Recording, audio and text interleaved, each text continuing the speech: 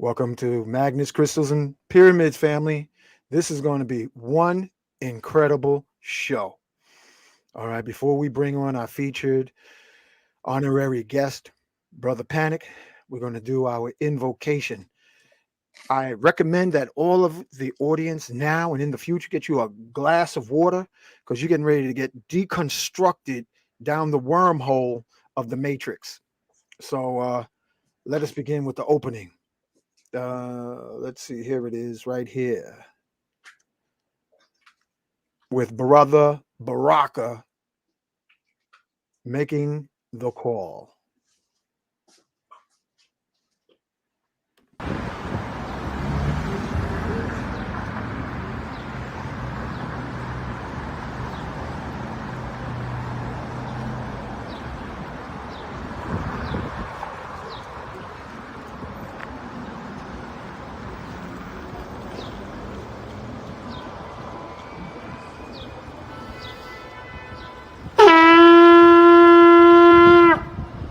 Putting out a call to the warrior in you, to the healer in you, the king, the queen, the magician, the lover in you.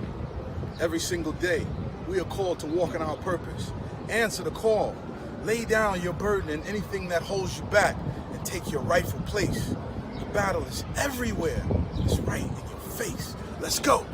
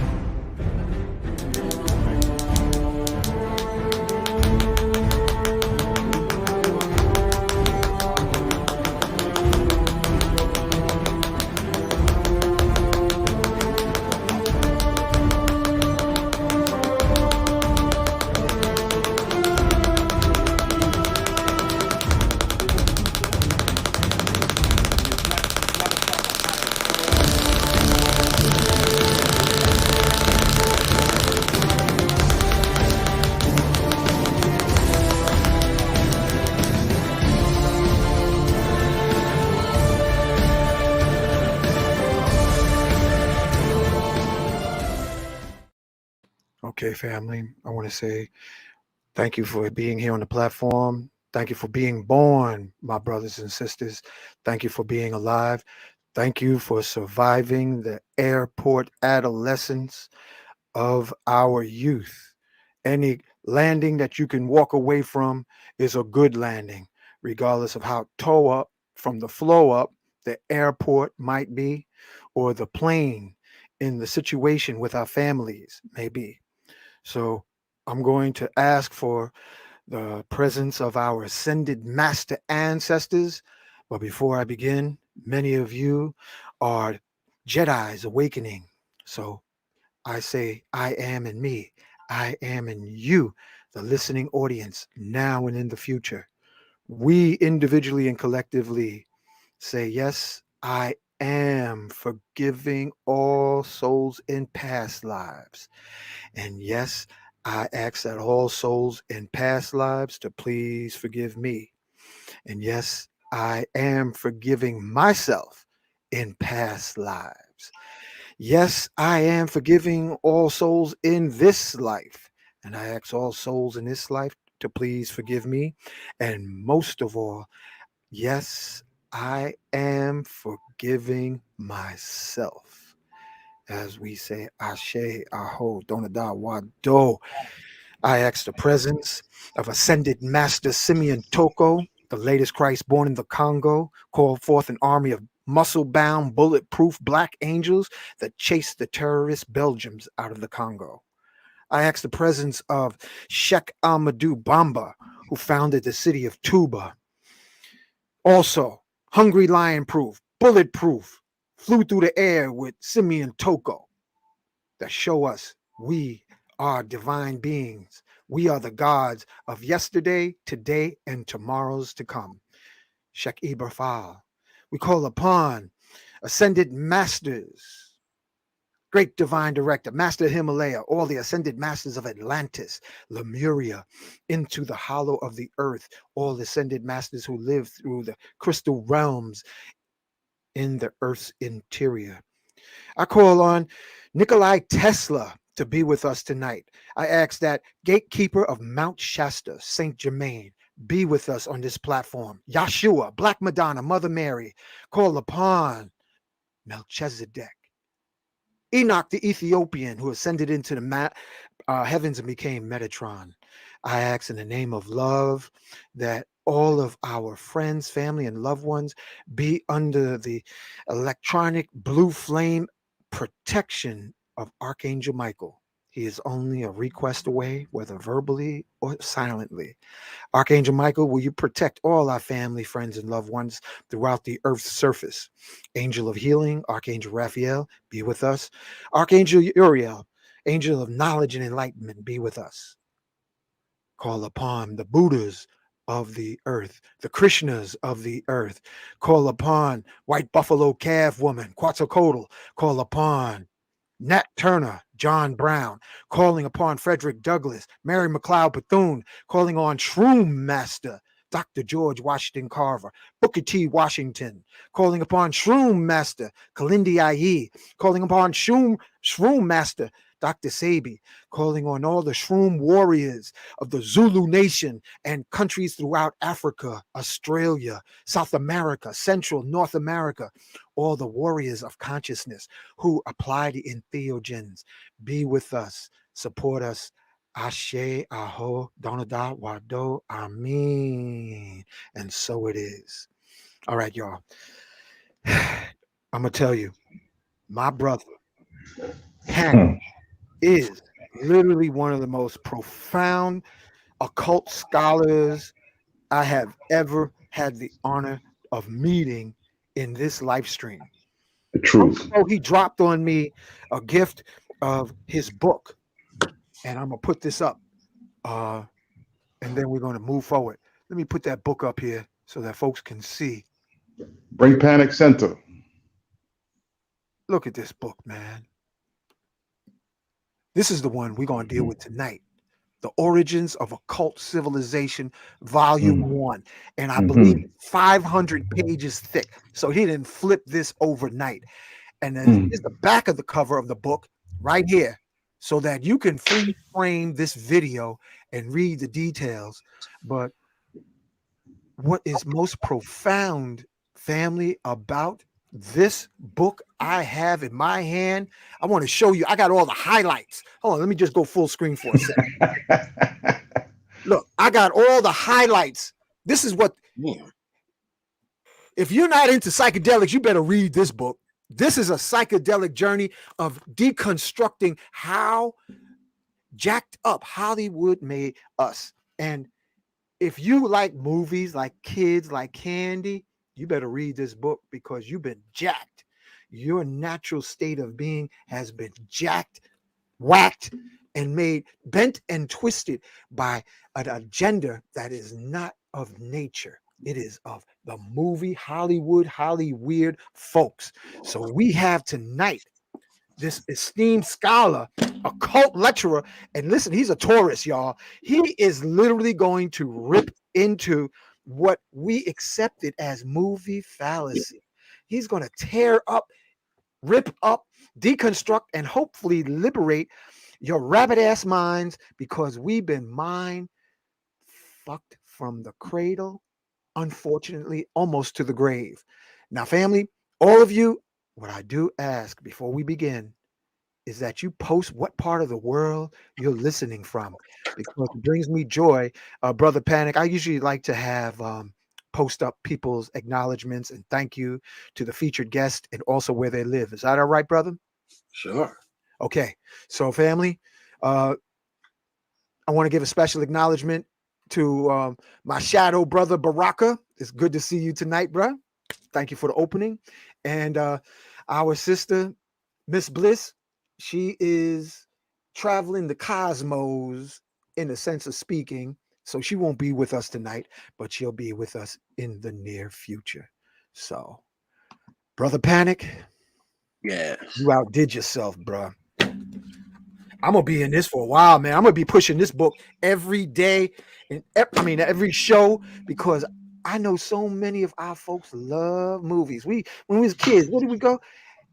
Go have popcorn and have popcorn and go to the movies. Not We real love being under the spell. and under the spell. Family, I'm going to say after reading part of Brother Panic's book, we have been mentally raped. Mm. We have been violated in the most diabolical, evil way imaginable. And almost every person that you know in Hollywood of color That's right. had to be bent over and That's right. literally, psychologically, subliminally, objectively raped and fucked. So And sometimes physically.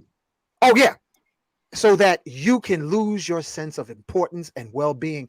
And all the sisters in the audience, you have been conditioned from the cradle to be an arrogant, evil, non-conforming, unfeminine in Hollywood. So, and it's not your fault. You've been taught to have babies without a husband or father in the home since the 60s. Actually started in the 30s, as soon as they got movie realists going. You've been taught, sisters, to hate the black man and pick up. You got me fired up. I gotta calm down. Got me fired up. This book here, family, you better get this and read it to your kids.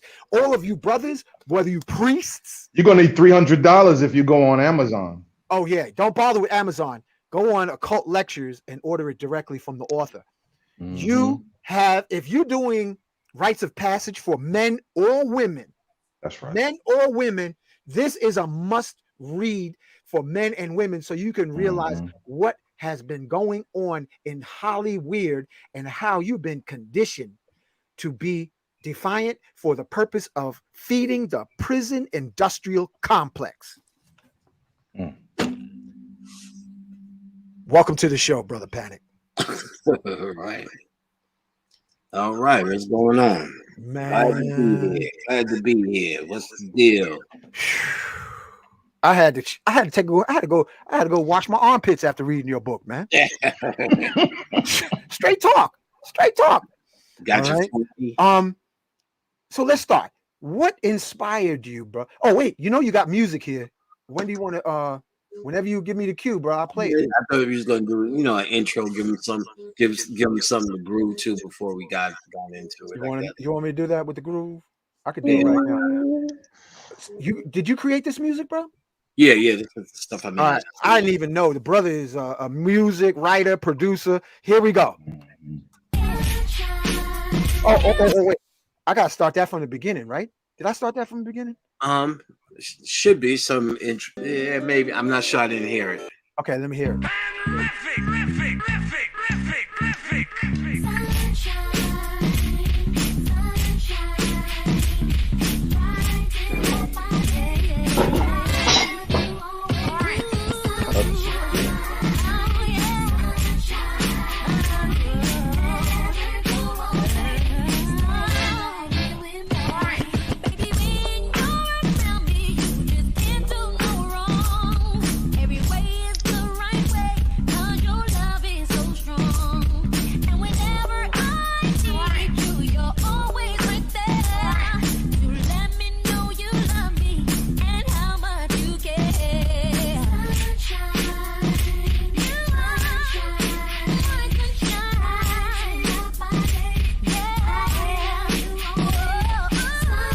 271 people in the light. In the chat, come on, give us some light. Show your love to Brother Panic.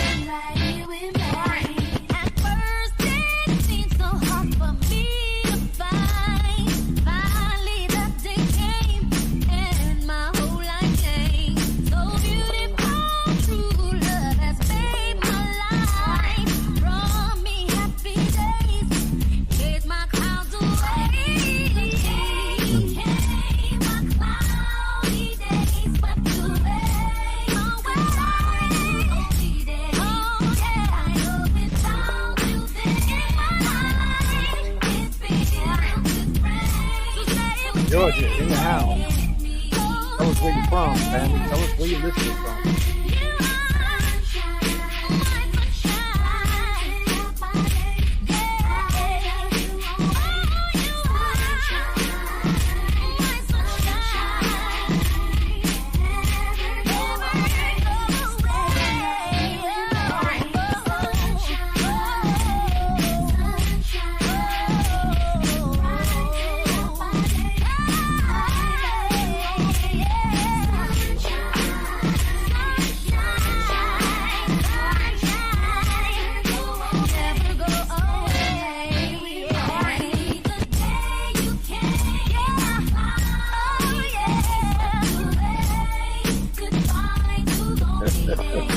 That's funny.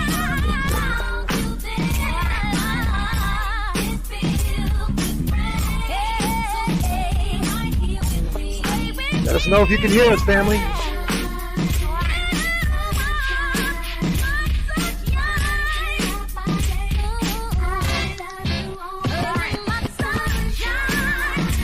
Oh, you say thank you.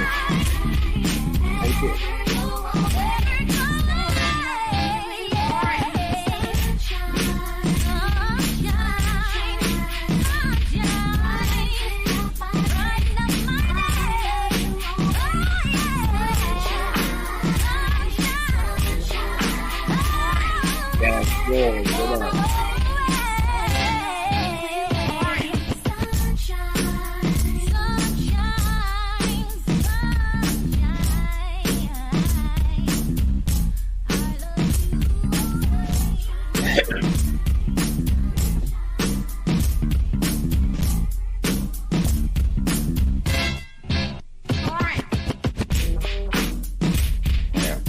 That's good. That's a nice bass line, Brother Panic. I like that. You can almost roller skate to this. What is ready playing?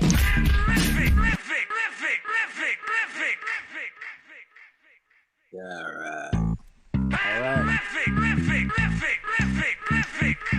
Now here's track 2.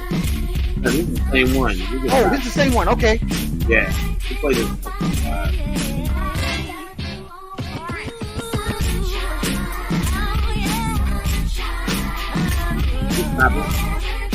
Huh?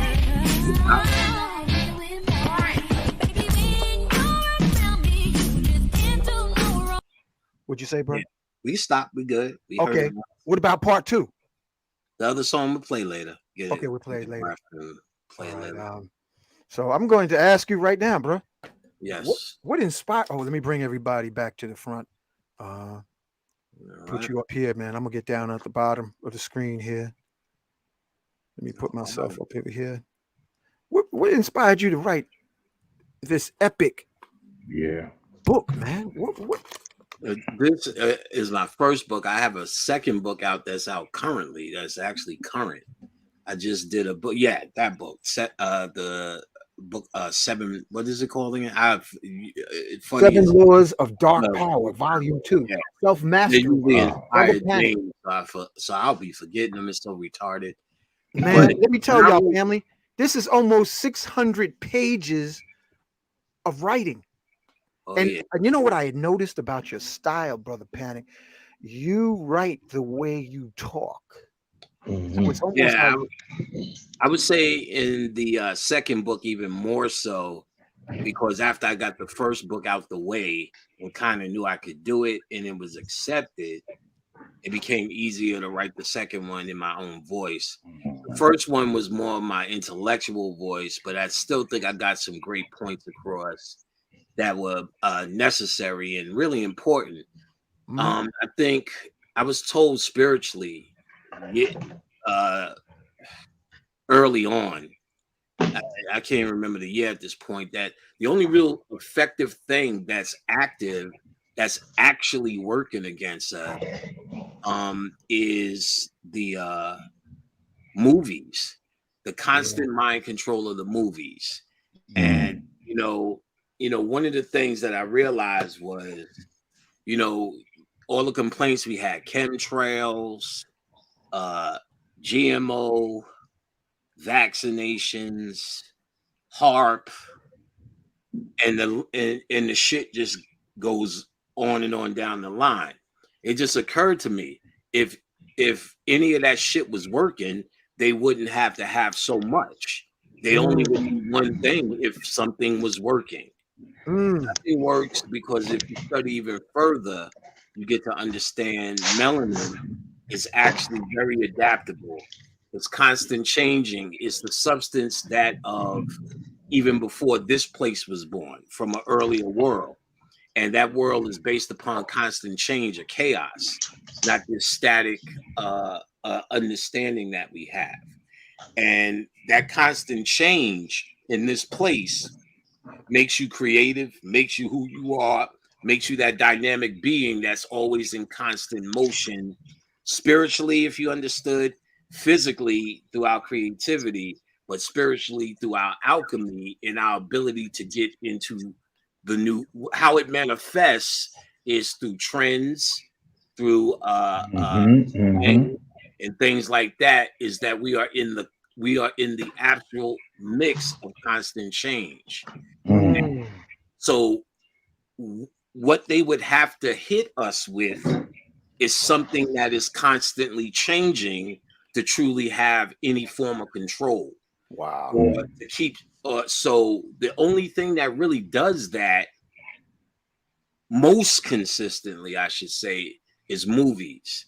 And it's back-to-back mind control at before COVID on a weekly basis. I mean, I even go into what they do with love stories and then our lack of them. And I even show one of the greatest love stories we ever had on planet Earth was Coming to America. This is stuff I have to remember. Coming to America, it was perfected. Not only was she not a bum in America, she was actually a princess of America by America's standards, about to marry solo guy, and still was rescued and taken back to a fairy tale world to live happily ever after. I even loved the second Coming to America. Everybody hated it, but you can't make a better movie. So I think it was a celebration of the first movie. If you looked at the second movie as a celebration of the first movie, then it became okay to me. But ultimately, he got punished severely for that. Wow. He got sued by some random newspaper man who said he wrote, that was his script. Yeah, I was reading that. And they considered it a flop, along with his double hit, the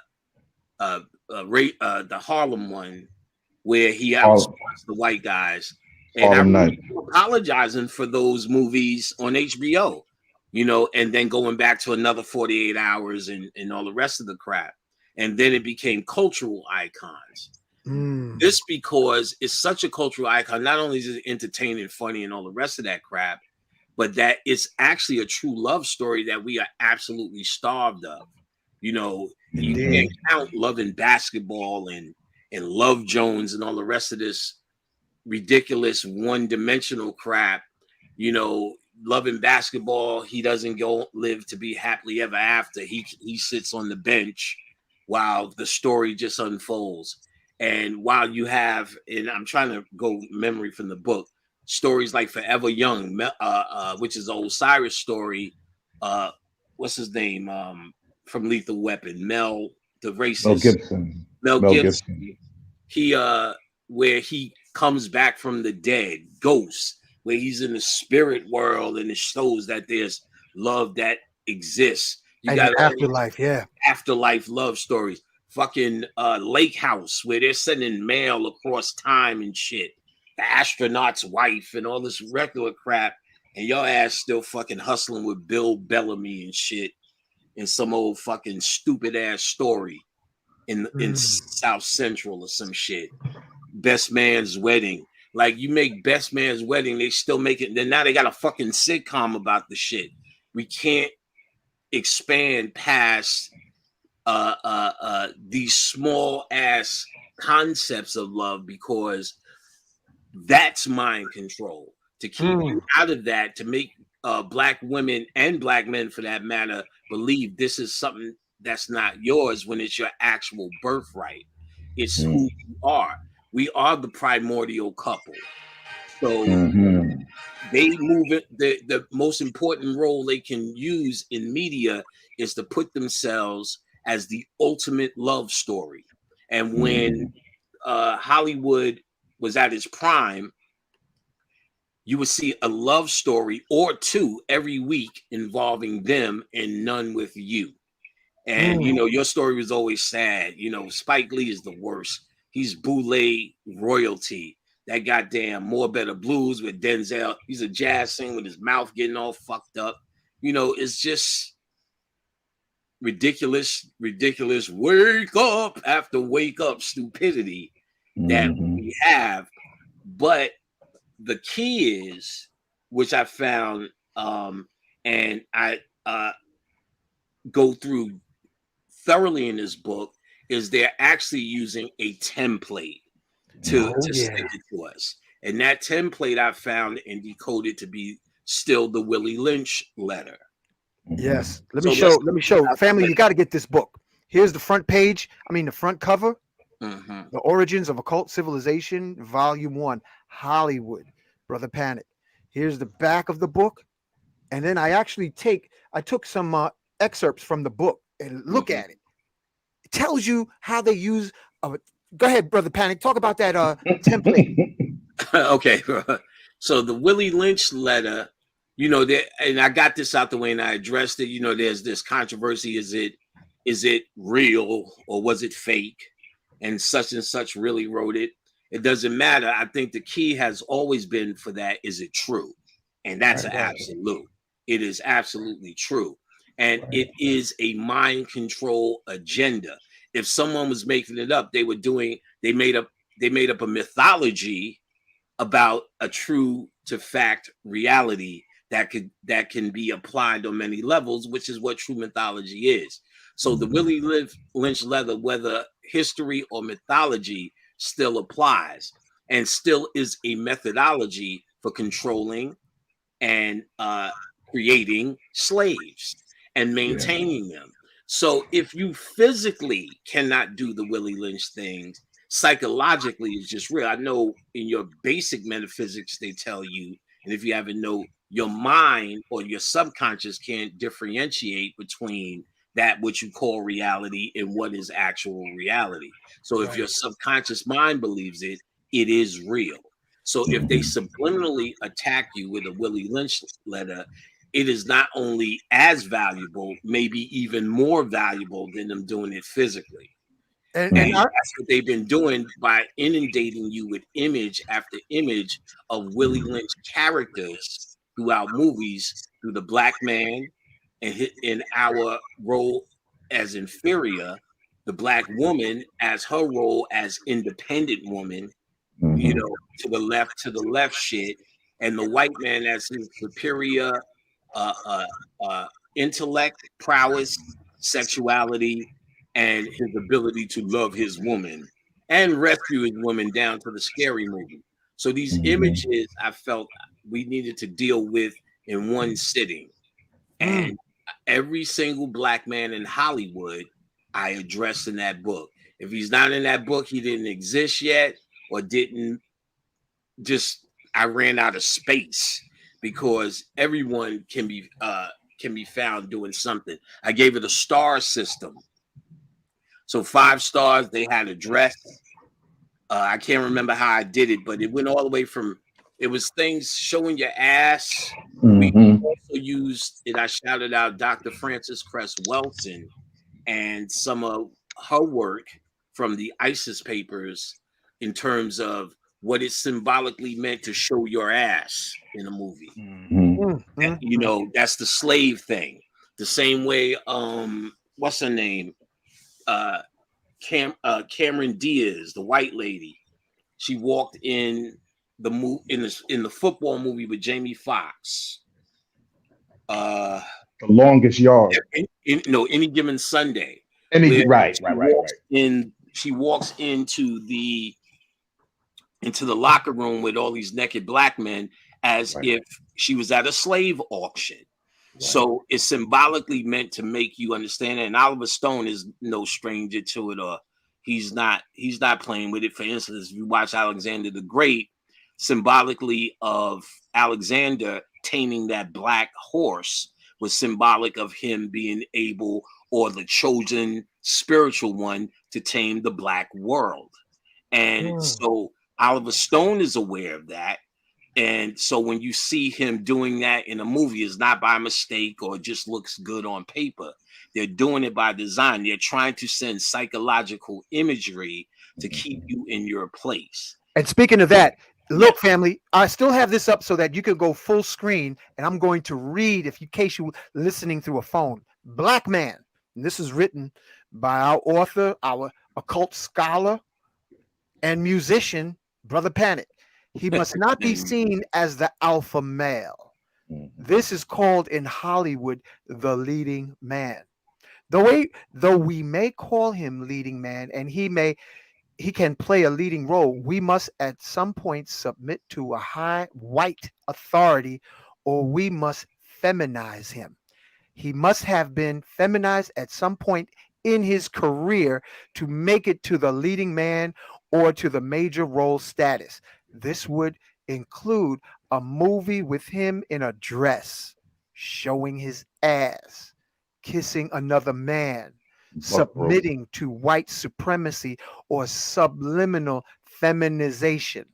They also must show him as needy and dependent, all slave traits manifested in him subliminally. Mhm. Any of these things will do to line up with the Hollywood Willie Lynch agenda. And no here's the doubt. black woman. I'm Brother Frank. Can I Yeah, read the black woman? sure. Yes, sir. Go for it. She must not be shown as the epitome of feminine energy. This role must and always go to the white woman. Whenever she's presented as a beauty, there will always be a white woman of greater or equal beauty for her to live up to. We Mhm. must never show her we must never show her opposite a black leading male as an equal. Savage sex is okay, but showing her in love or making love is slim to none. We must at some point in her career show her as an independent woman. She can be the strong, black, independent woman with a weak or no good man or no man at all. All right. So I got more, man. I took pictures. Panic. Damn. This is literally, family. This book is a lobotomy to what Mhm. you think is good for you and your children to watch. Single mother with many kids whom she tries to keep in school and out of jail from different fathers. She'll have the I don't need no man attitude. Yo, that's so thick in the conscious community, Hotep Yeah. community, Brother Panic. Mothers with multiple fathers and saying they don't need no men. And nobody checks them. Mhm. Nobody. Playing opposite as the love interest with a white man or maid or whore. She can also help others find love. Black couple, they must not be shown together as a synchronized, balanced couple. In Hollywood, it's called the love story. We must never show them as the primordial couple in a movie living happily ever after. We can show relationships between them if it involves grief, past baggage, problems, trials, and tribulations, Right. everyday struggle, and non magical love. With this kind of love story, you walk out of the theater feeling not satisfied they will be together forever. Hollywood must maintain on screen the imbalance between the two, which was laid out in 1712 by Willie Lynch. If they do end up together in the end, you would have spent the entire movie going over their differences before you get to the basic, cheap ending of love. Woo! That's better than any psychedelics I ever took. That's powerful. Damn. No, That's saying a lot. Because that's powerful. I see in the psychedelic realms that the racism permeates anyway, brother Mm. Panic. Right. This is Right. how deep the programming is, and that's why this is crucial in 2023 for us to be up on this. Right. Psychedelics don't break the racism. It may lighten the heart a little bit. It may help you detox, but you got to get into the nitty gritty. I even got color codes in this book. Let me pull up one. Willie Lynch entrainment, entertainment. What's entertainment, brother Panic? I That's think a hell of a word. I may have got that from either Phil Valentine or Bobby Hemmett. They used to say that all the time. Entertainment. It's of course while you believe you're being entertained, you're being trained. Tyler Perry is a great example of that. You know what I'm saying?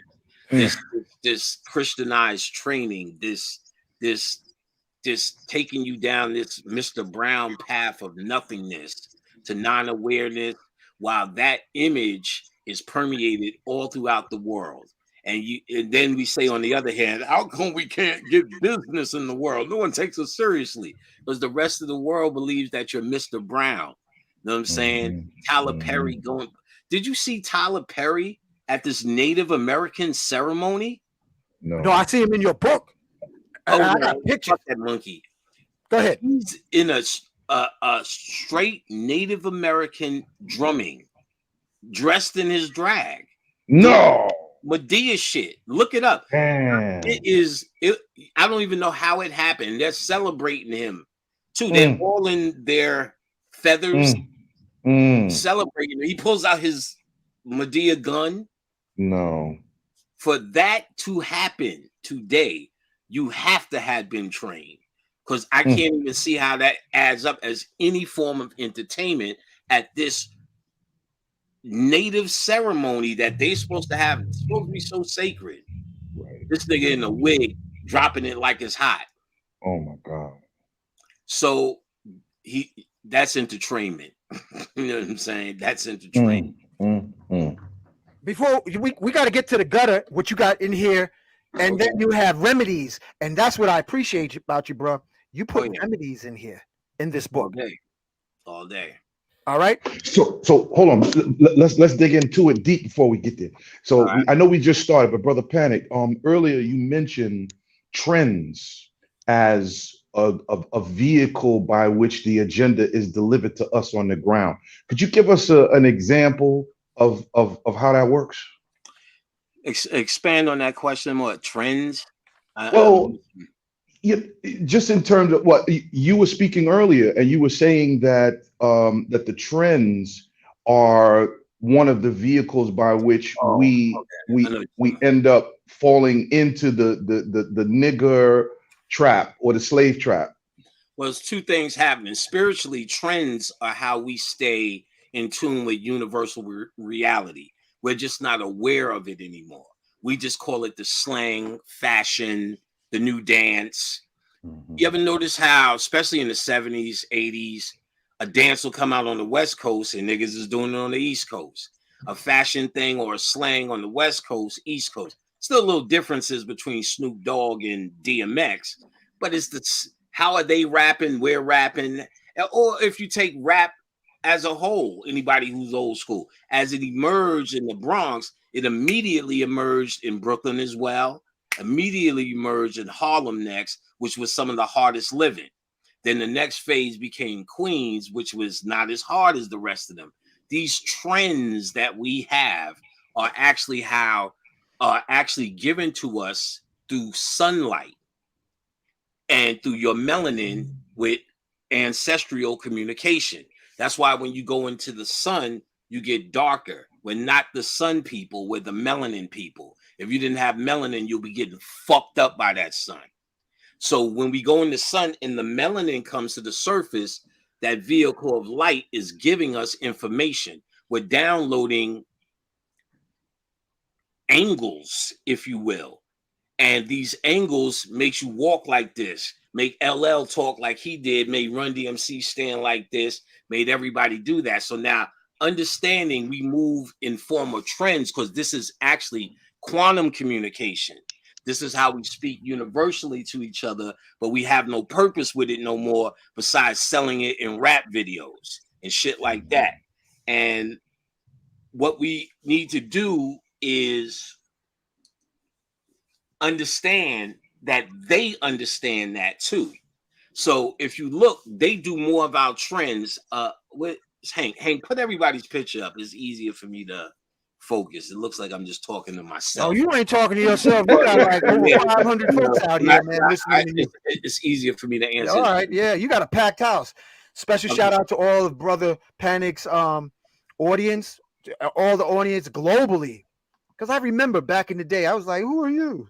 People from everywhere, even came from Alaska, you know. But yeah. Go ahead and keep going, brother. Yeah, I see a few people. Yeah, I see a few people. I see my man Gas Drawers. I see some familiar faces. Everybody will shout me. I'm looking in the chat now, but they also understand this is how we get communications. The movie K-Pax was about that, how we travel on light. So the sun is actually a vehicle. Light has always been a vehicle.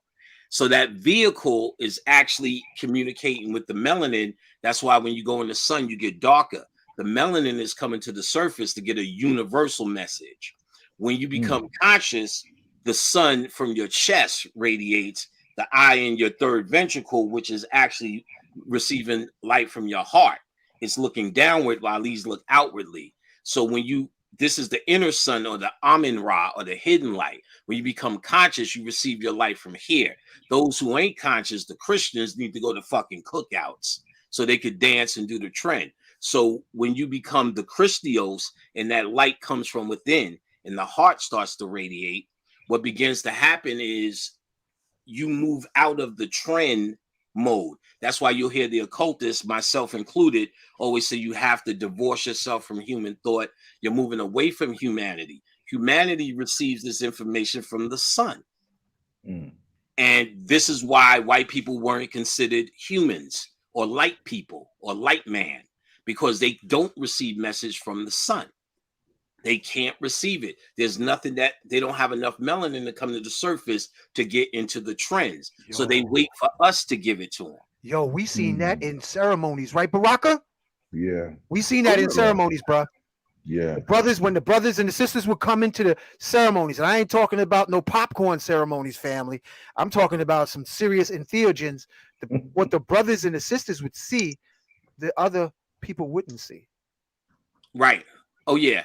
I mean, I've seen plenty of examples in many different areas where there's a whole different thing. My wife Khadijah used to do massage, professionally at one point, licensed and all.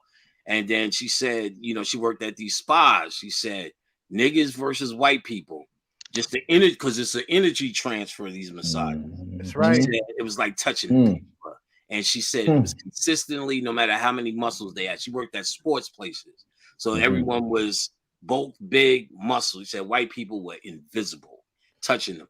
I mean, on so many levels, I can go there, no more than it's just obvious. You know what I'm saying? Everything we've observed thus far in every area they exist. They can't even stand you across from you, look you directly in the eye without blinking constantly because they're looking at direct light. So that direct light is actually what they wait for us to act and react to. They watch our trends almost closer than we do because we think our trends are just what we do. They watch it because they know we're getting universal messages. They watch the conscious and they watch the dead people because the trends are what they actually address. So you'll see a lot of these movies, and we always think it's cool when the white boy does our shit, yay, some shit like this. Or if a white boy said peace, we'd be like, yeah, boy, you know what I'm saying, doing our shit. You know what I'm saying? Most dead people would do that, and that's because they are aware of it and they watch it. So movies have the ability to address that because they're constantly writing and refreshing the story. Vaccines is no new story. You either go for it or you don't, or they have to create a pandemic to get you interested again. You get what I'm saying? A movie, all they have to do is keep making stories that seem like it's the next cutting edge. And Now, so with some of the stuff that you're saying about the movies, specifically the black actors, I think that Robert Townsend kind of like threw the gauntlet down with the Hollywood shuffle back in the days. Like, yo, don't take these roles. You ain't got to put on a dress. You ain't got to be the slave. So, I mean, would you agree with that? I mean, is that where you coming from? No. First of all, Robert Townsend's full of shit. He got blackballed because he didn't play the Hollywood game, and not because he did that movie. That movie was just the era, because he has done sellout movies. First of all, he did that movie Holiday Heart. Let's keep it real, where he put Ving Rhames in the dress the whole fucking movie. Disgusting. And then he did another movie where he advocated because black kids couldn't figure it out. We just kill them all. He became a vigilante, like he was trying to do the movie Charles Bronson did, where he was Vigilante. The vigilante movie he did for them. Death Wish. Death Wish. Death Wish. Black Yeah. street hoods. So he tried to get back in the game because Hollywood had an agenda. I just did a whole lecture where I found out and decoded all the movies from the 90s. I wish I would have had this information for this book. And there what, like, you know, when I asked friends who were master decoders, you ever get anything from the hood movies from the 90s? They would be like, only that they shouldn't have did it. But then I showed, and like I said, it's detailed, it's over 6-7 hours of every single hood movie from 90s, that there was a boule agenda throughout them about the shadow self, and they use it as tools to train politicians and everything about black aggression in the hood, about the shadow being the dualistic nature of anger versus your dark and light side. So they are absolutely aware of it, but Robert Townsend never did that movie. I'll show you how all the black ones submitted one of those movies for that. For instance, A Menace to Society. Watch it again. Old Dog didn't exist. Old Dog and Kane are the same person. That's why it's Menace to Society. That two is the one. And then I go throughout. I saw you drop that about the Wesley Snipes G Money. G Money in your last video. Wesley Snipes didn't exist throughout the movie. I mean, to the point where it's almost scary each time Wesley's talking. G Money's in the side, like doing the move as if he's the one talking. Like when you could see it with those glasses, you see a whole different reality. Goddamn, even in the 90s, the whole movie Hustle and Flow, which looked worthless, empty, and stupid in a modern day Mac, is really about dreaming. And some of those scenes didn't exist. It's his dream. And if you watch it, they cleverly edit where it becomes a dream sequence and real life. When he was in jail, it was real life. He was done. He shot a dude. He's like, well, I'll get out in 3 months. And no one said anything. I'm like, yo, and then in the end, the tagline, and in the end, he said, everybody needs a dream. I'm like, damn. But so what that tells me that there is a boule agenda. It first came to me a year ago watching School Days, Good and Bad Hair. Listen closely. I'll make this real quick. This is one of the things I wish I would have had in that book, and may add it to something else in the future. Watching this movie, he goes in, you know, if you remember Good and Bad Hair, it was the Jigaboos versus the Wannabes. Right. So it was really the black boule versus the regular hood dude. And he was showing the boule agenda is to control the hood dude while you become bourgeoisie. The bourgeoisie is the Bill Cosby agenda. He's boule. His whole entire show, Heathcliff, Dagmas, Theo, these un-Negroistic names, he was trying to create a template or a way of being. He always was since the goddamn Fat Albert in the game. Be good to your brother, be kind in school. What he's trying to do is make a calling in the ghetto for those who are school bound, which is slavery shit. There was some of us who had to be sharecroppers, and some of us the first one in our family to go to college. Those grouping of niggas hate you. That's what Chris Rock was doing when he said there's black people and there's niggas, then got 20 million a movie afterwards. Because what he was doing was he was outlining the boule agenda. And that's what Spike Lee did in that movie, Good and Bad Hair. And I'll show you throughout every movie where they show you this. Menace to Society, Dead Presidents, which was about the dude was a normal guy with remember his father was in the home. They were all eating dinner. Then he goes to Vietnam and becomes traumatized. Can't get a job, can't take care of his woman, can't take care of his baby, doing crime. They were showing you if what would they do? You go to college, you get trained, they explain the key to that movie, and then when you become a politician, you'll know how to deal with the Vietnam vet. Devil in a Blue Dress. Denzel came out the ghetto, moved into a neighborhood and had a new problem. He couldn't pay his mortgage because he lost his job. That's other nigga problems.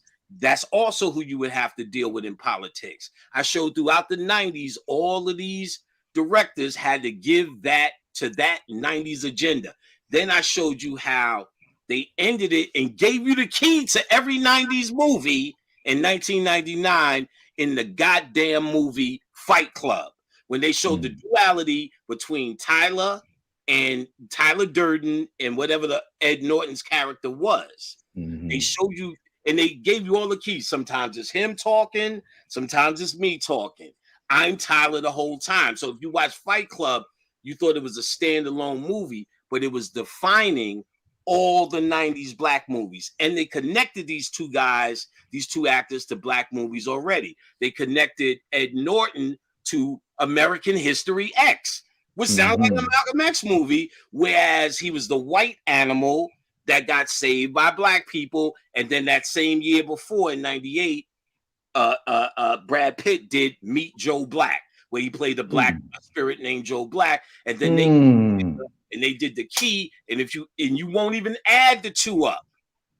But it was the key to all those movies, and it's already laid out. None to guess. I already have a lecture on it showing the key to all these 90s movies. So same plan. So what you're saying is that the boule agenda is to use movies to somehow separate or distinguish between niggas and Huxtable type Negroes. Well, no, that's an excellent tool, but the boule agenda is to live out that purpose. So, because there are niggas and there are Huxtable niggas. Every nigga in their family who's conscious got that brother who just had to take his ass to college, just finished all his homework. It's something in I got a PhD. Got a PhD. I'm a doctor. Right. Swear he's smarter than your black ass. Because you know what I'm saying? Because you was a little bit slovenly in your academics. So now, what the boule is looking for, their agenda is more, there's a certain amount of black people who just ain't gonna make it. We ain't trying to save their asses. We're looking for the ones within the all the rubble that stands up and says, I want to be something, and we can make them something. The calling was when they put out the Huxtable, they was sending early in the 80s a template for the black agenda and the black family. And then when they did A Different World, all these black people went to school in record numbers. They wanted to be Huxtables. And then he's boule. He's known boule. He fucked up with the boule, and that's why his ass is in jail. The Boule agenda but what's the real difference? Is it passivity? What's the difference between the nigga and the Negro? What is it? Okay, Is it passivity? the Negro I would say it's passivity, but their agenda is why burn it down when we invested so much. So we can look at it in the bigger picture as passivity, but they're looking at it as why fight white people when we can do the same thing as them? Maybe they have a better idea. We could join whatever. Now there's more spiritual reasons that go a little bit harder, but let's just keep it on earth for now. Yeah, I just want to share with family. I cannot say that I listened to all of Brother Panic's videos, but be patient if y'all from Panic's tribe, congregation, nation. Be patient because we're leading up. First, we're doing the promotion of his 2 books because this is a new platform of people that never been exposed to this before. Okay. All right, and it don't matter how much. And this is a tantra psychedelic platform, family, that Brother Panic is on. So a lot of people here are into psychedelics. They're into tantra. But what I found in doing the entheogens along with Baraka, that even in the psychedelic community, these 3 subjects are never addressed. Power, money, and sex. They're never addressed in our circles. So having Brother Panic here is dealing with deconstructing the power twist to make you a slave, because we got something else. The second half of this show, we're going to cover material that Brother Panic we talked about yesterday. So we will. I want to acknowledge these 2 books. Now, this one I think you said was about hip hop, right? No. More about your shadow self. It's about 7 laws that you can use as a go-to for whatever your scenario or situation is. So like I said, I go into a few things. Okay. Like I always forget. Just flow anyway, man. Just flow with it. Yeah, it'll be in there. But ultimately, what was you talking about? We was talking about first we're bringing attention to this platform and beyond about your books, the 2 books that you have. This one, which is a mind-blowing, and basically this is a lobotomy for everyone in the chat who's into psychedelics and tantra. This is a lobotomy from Holly Weird. These niggas is fucking high. They just getting high and fucking. They ain't into nothing. All right, because if your mind ain't right, none of that shit gonna work. None of that shit gonna work. Nobody's telling y'all that because everybody's busy trying to make friends and get followers on YouTube and kiss your ass and tell you how special you are. If you don't have your mind right, nothing's gonna work. Your mind is all. Drugs ain't all. Your dick and your pussy ain't all. And money ain't shit unless you have mind to deal with it. They are psychologically whipping your ass. You could be a high motherfucking slave or a sober slave. But guess what, nigger? You're still a slave, nigger. And Thank you. Stop apologizing to these niggas for what they don't know. And if they don't like it, then they need to fucking leave. If your mind ain't right, none of this shit is going to work. Christians smoke weed too. Christians smoke weed. Hallucinogenics too. Christians fuck too. I've tantra lectures from goddamn 8-9 years ago, and 20 years before that, I was getting a pussy doing it. It's that's easy stuff if you want to do it. The into it is a novelty. If your mind and your heart ain't right, this shit is about expanding your consciousness. Any of that shit is about expanding your consciousness. Yo, Panic, this is shadow work. This book is shadow work, man. It is. We've been fucked up. I was born in the 50s, man. I know how jacked up we were. We okay, boss? Yes, sir. What is it? Yes. Yes, sir, Mr. Boss. I remember that being on black and white. Right. Mm-hmm.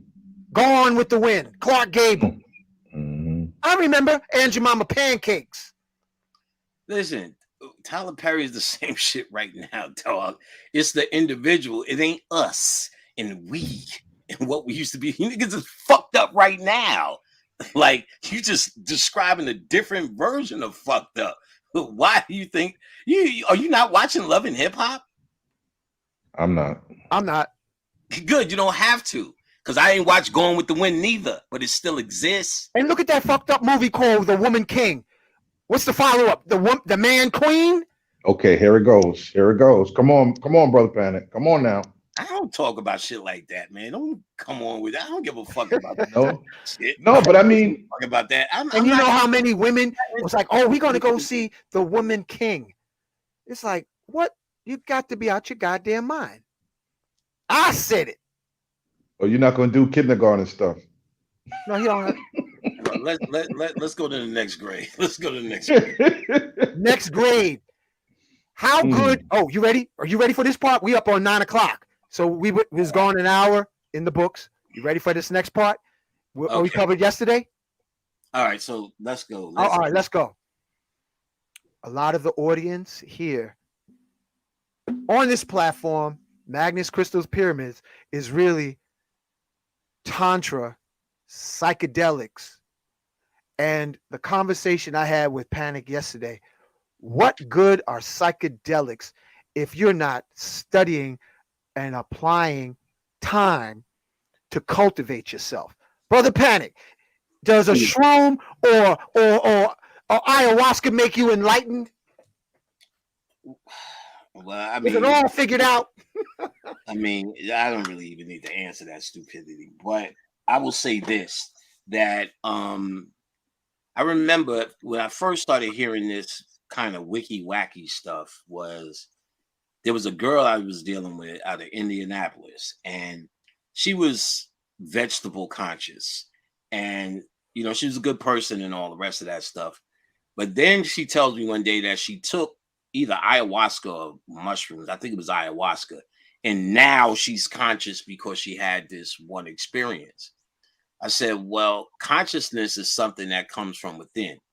There's no shortcut. There's no cheat. If you're dumb and you take any form of hallucinogenic, you just hallucinate dumb. You may see smart shit that when you come down, you can't explain. And the key is you need or you should want, and this is all up to the individual. Because I'm not mad at motherfuckers who say, I just want to get high and fuck. Shit, call it like it is. Know what I'm saying? You may be listening to the wrong guy because, in my realm, I'm looking, I speak on bigger things and more inclusive. It's not just one thing.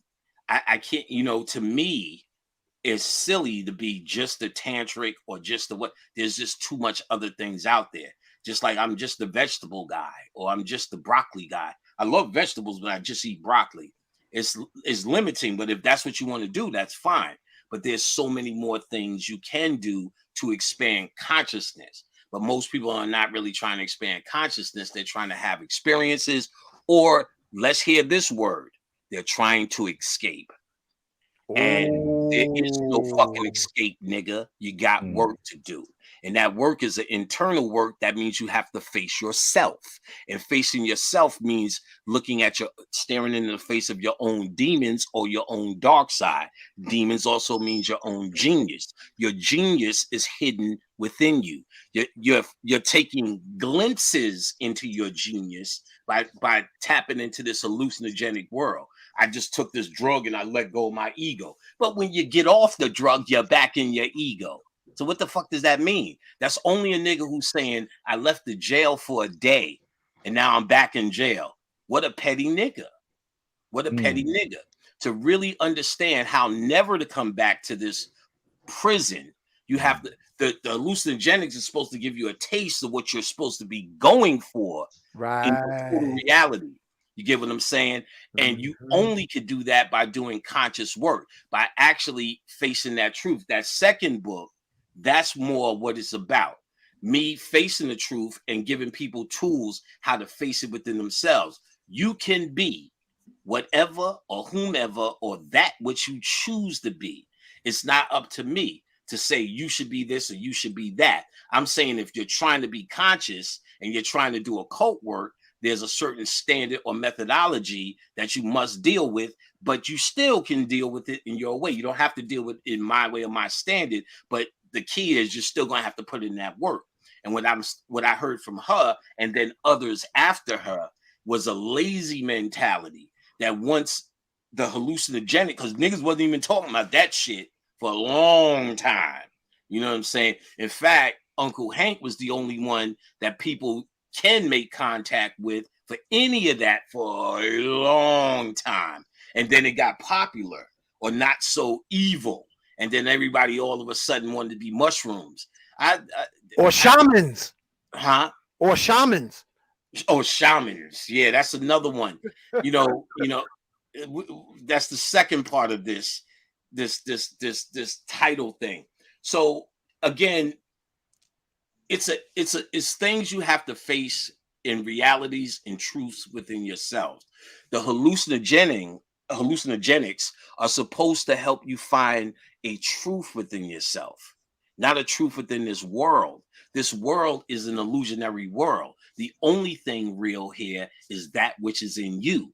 And that's what you're supposed to be seeking as a conscious person. All this social behavior and social shit is cute, but I don't give a fuck about that, but on a certain level, only if it affects consciousness. And like, to be quite honest, movies like The Woman King, you already know what that's about. That's already been decoded. So why we keep complaining about that shit? You get what I'm saying? Let's try to find things within the narrative that were hidden to us or formerly dark to us. That's what the dark side work is. Not the power, man. That's in the light. That's the power. Trying to find that which is hidden from you, because that is what controls your doppelganger, your hidden self. That's what controls you, your subliminal programming, that which is in the darkness.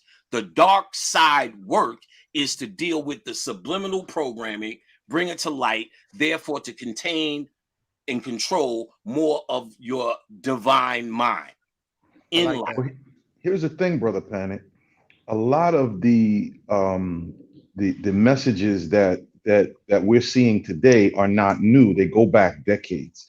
And so a lot of us are raised in a household or in an environment, in a community that has already bought into some of these old tropes, right?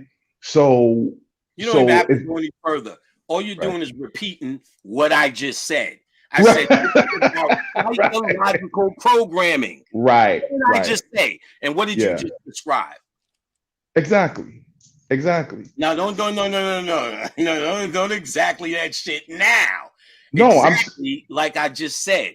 It is about our old programming. It is about that which has been programmed so long, so much, and so old, we don't even know it exists anymore. It becomes normalcy. Right. And that normalcy is that's what the work is. That's what my entire second book is about. How to start working and looking within what you have accepted as normalcy because it's your dysfunction. Or maybe your dysfunction. And that's what we're trying to find out. That's what conscious folks, no matter what direction they were in, was the goal, whether it was a cult or not. I personally always thought the occult was the hardest way to get to that dark side. But if things work for other folks, then let them work. But let's not play with ourselves, because what I started to notice once we get online and this YouTube became monetized, niggas will tell niggas anything to make them feel good about themselves. Anything to make them feel good about themselves, including that hallucinogenics work, sitting down just saying on D Rom D on cool is enough. or whatever. People want different things out of this after all of these years.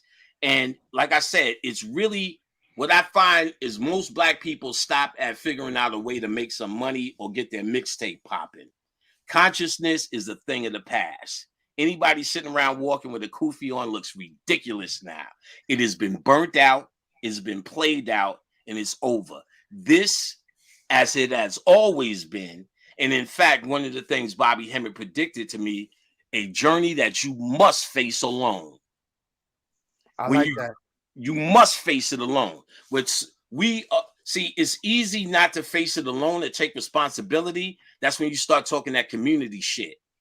Because when shit don't happen in the community, which it never fucking does, you get to say, oh, black people ain't doing this and black people ain't doing that. No, the reality is you ain't doing shit and you ain't doing that.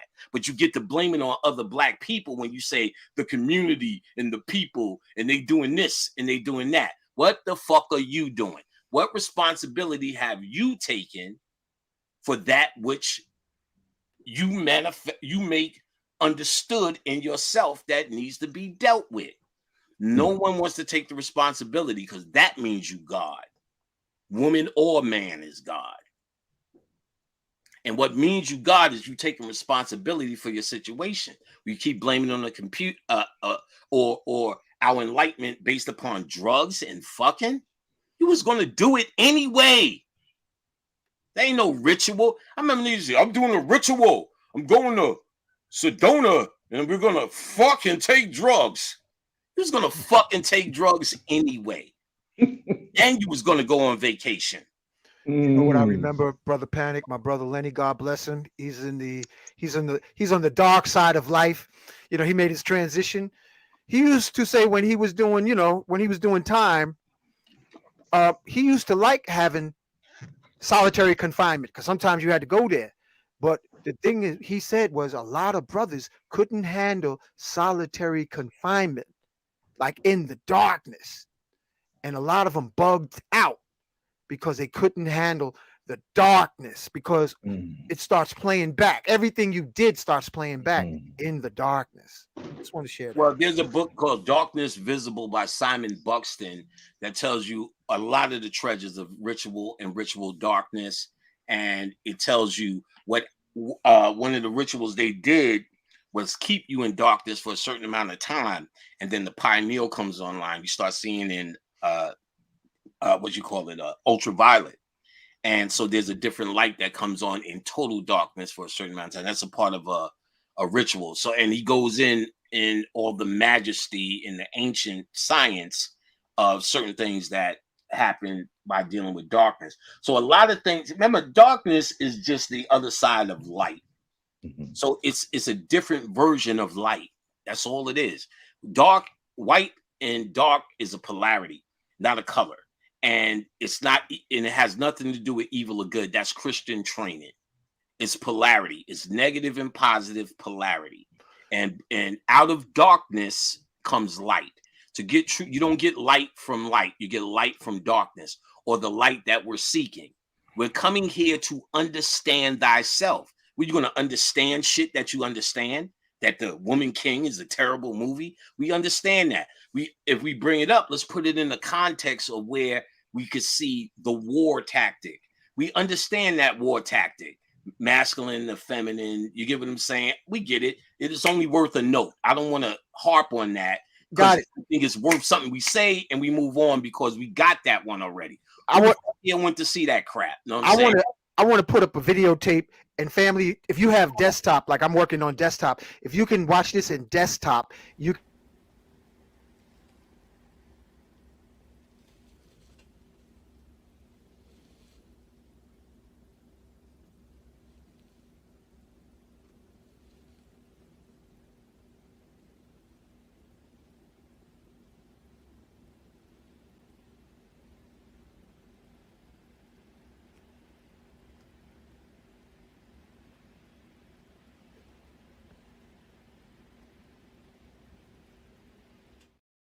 I just wanted to share a piece of that.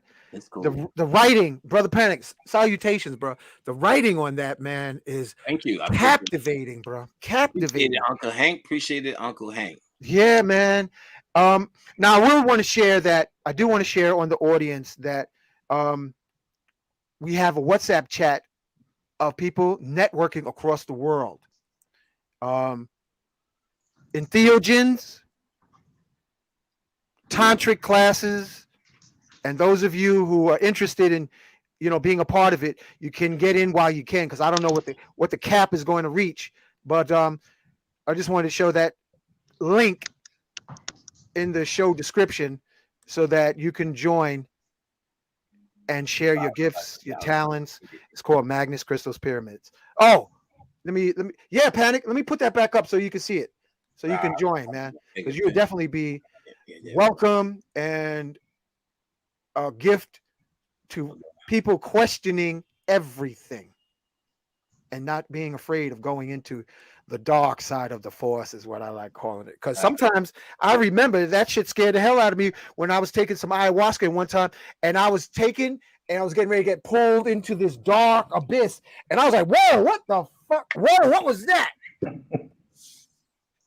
For real. And you got to get yourself acclimated to say, this is not an enemy, this is a friend. So we got chains on our psyche that go deeper than we realize. And I think that's a good thing to say, because you think because you became conscious, or you had your hair wrapped, you got some beads, or that you think everybody else is fucking stupid around you, that you somehow made it. But ultimately, it's not even about. See, we keep saying us and we have sis and we, but the real dialogue needs to start saying I have this on me. I have that on me. Everybody's talking about we. That's what I just got finished saying. Everybody blames the community. It's easy to say we got this on us. We got that on us. We ain't doing this. We ain't doing that. But that's just what I said. What we're supposed to say is I have shit on me. I have problems. I have this. That's what my second book is about. You admitting to your shit, not no invisible community shit.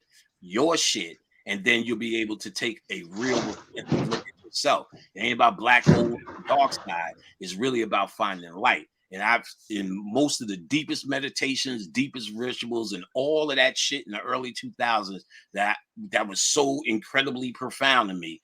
It was more light than there was dark things that I've seen.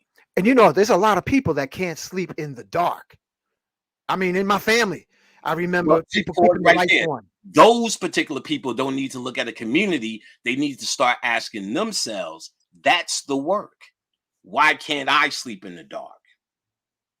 And then they need to do everything in their power for them to figure out how to sleep in the dark, to see if there are treasures in that darkness. And to really, and for no other reason, just to find out why they have an innate fear of it. If that's the work they want to do. That's the trauma that they got to address. Yeah, see, that's the trauma we all have to address. See, that's my exact point. The conversation always talking about they and them and us. It's the trauma we all need to address. That makes me think of the isolation tank. What is it? Special shout out to Kukau. He was telling me about isolation tank somewhere. Sensory deprivation. Yeah, where you can hear the blood moving through your body. Mm-hmm. And it makes you realize how much. Makes you realize how much distractions we deal with all the time. Mm-hmm. Yep. I'm gonna pull. Heart. Let's talk about the heart, Brother Panic. Yes. How important is the heart because in our community, look, I call it. We are heartbroken, wounded souls in a dysfunctional junkyard, sliding on chicken grease. We are. Is that what you are? Well, I say I am definitely. And heart attacks. Say it again. Say it again, Hank. Say it. Yeah. Say it again, Hank. Say it again. I'm going to say, yes, I am part of a community, family that are heartbroken, wounded souls, You should be. dysfunctional Look what we went junkyard, through. You should be. We went sliding through what on we chicken went through. grease We should and be. and But trying to get over everyone, heart attack, stroke, and diabetes.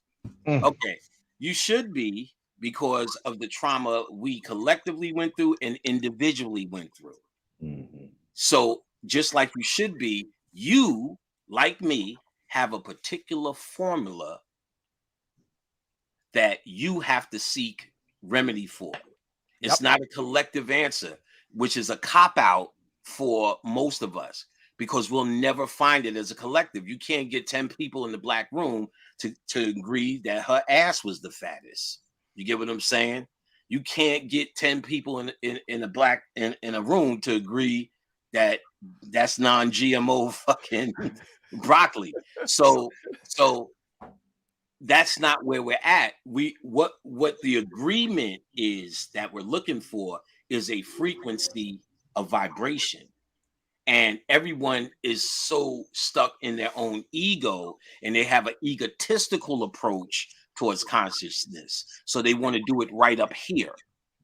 They wear the right beads, say the right words, don't say don't eat GMO, don't never say I'm fucking, I want to go get a Pepsi in front of these niggas, even though you go and get a fucking Pepsi now and again, or even scarier if you don't. Pepsi tastes pretty good with pizza. But you get what I'm saying? Yeah. So the key is the focus on consciousness should be directed from the heart. Because the heart is what's that of knowing. This is just the matrix tool you use down here to navigate through other egos. So when you're being honest with yourself, that honesty is going to radiate from the heart. So the heart is the key. That's why it's really the personification of the heart or the heart chakra is in the myth called the Christ. And there's a Christ story or a savior all around the world for many years before there was that white thing.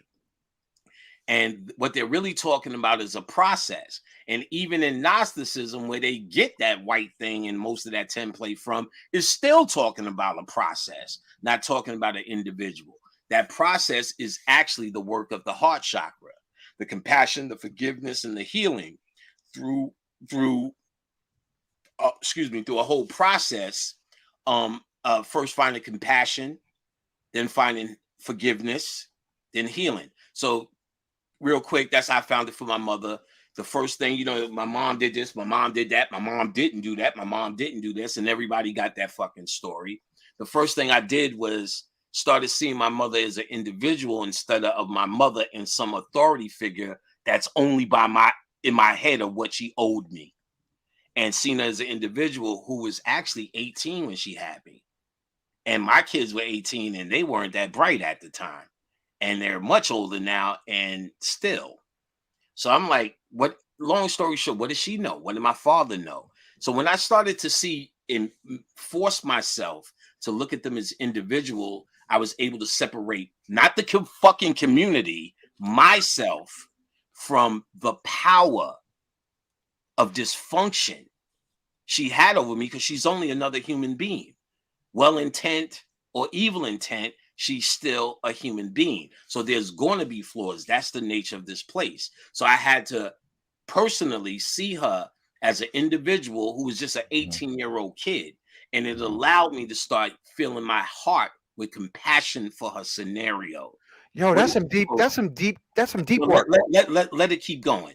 So I had to fill myself with that compassion.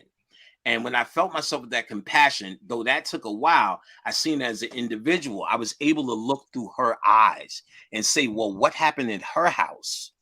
What happened with this relationship? I seen her from the perspective of just me. Shit, all the chicks I tried to fuck and fucked, she was in the hood too. She grew up in Queensbridge too. I seen her as an individual, and it started to release the power. And then it started bringing me into forgiving her. Now I understand why you couldn't do that, why that wasn't so sharp, why that didn't happen. I can forgive you because I see you as just a little black girl. The same little black girls that everyone keeps saying they want to fucking save out here. I was able to see my mother as that little black girl and was able to save myself from my own psyche of what I believe she was supposed to live up to or what she failed at. I released her from that. Therefore, releasing myself from it, which now you should really, really understand just a little bit more when they say when you forgive someone, you're really doing it for yourself, not the black community, for yourself. And then from that compassion, forgiveness, then the healing begins. And that is the definition of Jesus Christ in the path to Christos energy in the heart chakra. And then once you start absorbing through what you know and through your heart chakra, it supersedes your logic. You don't say things anymore like The Woman King is a terrible movie. And you don't have, and I'm not getting on anybody here, nothing like that. Just using this as the example that came up. You'll say it and move on because it's such a small thing because you don't operate from here. You operate and you see more of a kingdom. So when Uncle Hank asked where that book comes from, because I'm looking at the kingdom and how it all collectively comes together. Because once you did the work, then you start having quantum eyes.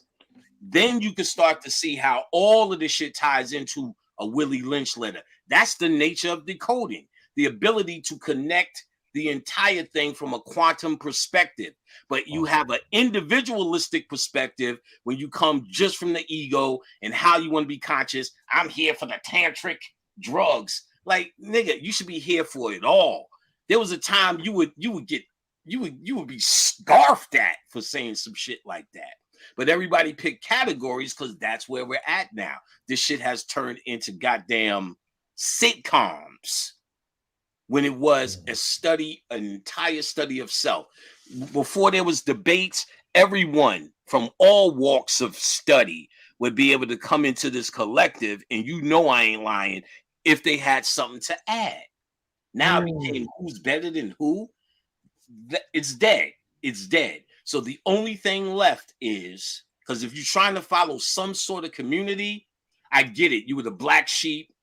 Nobody likes you for real. And you may find people who sort of think like you, but you'll get tired of that too. I've been around very long.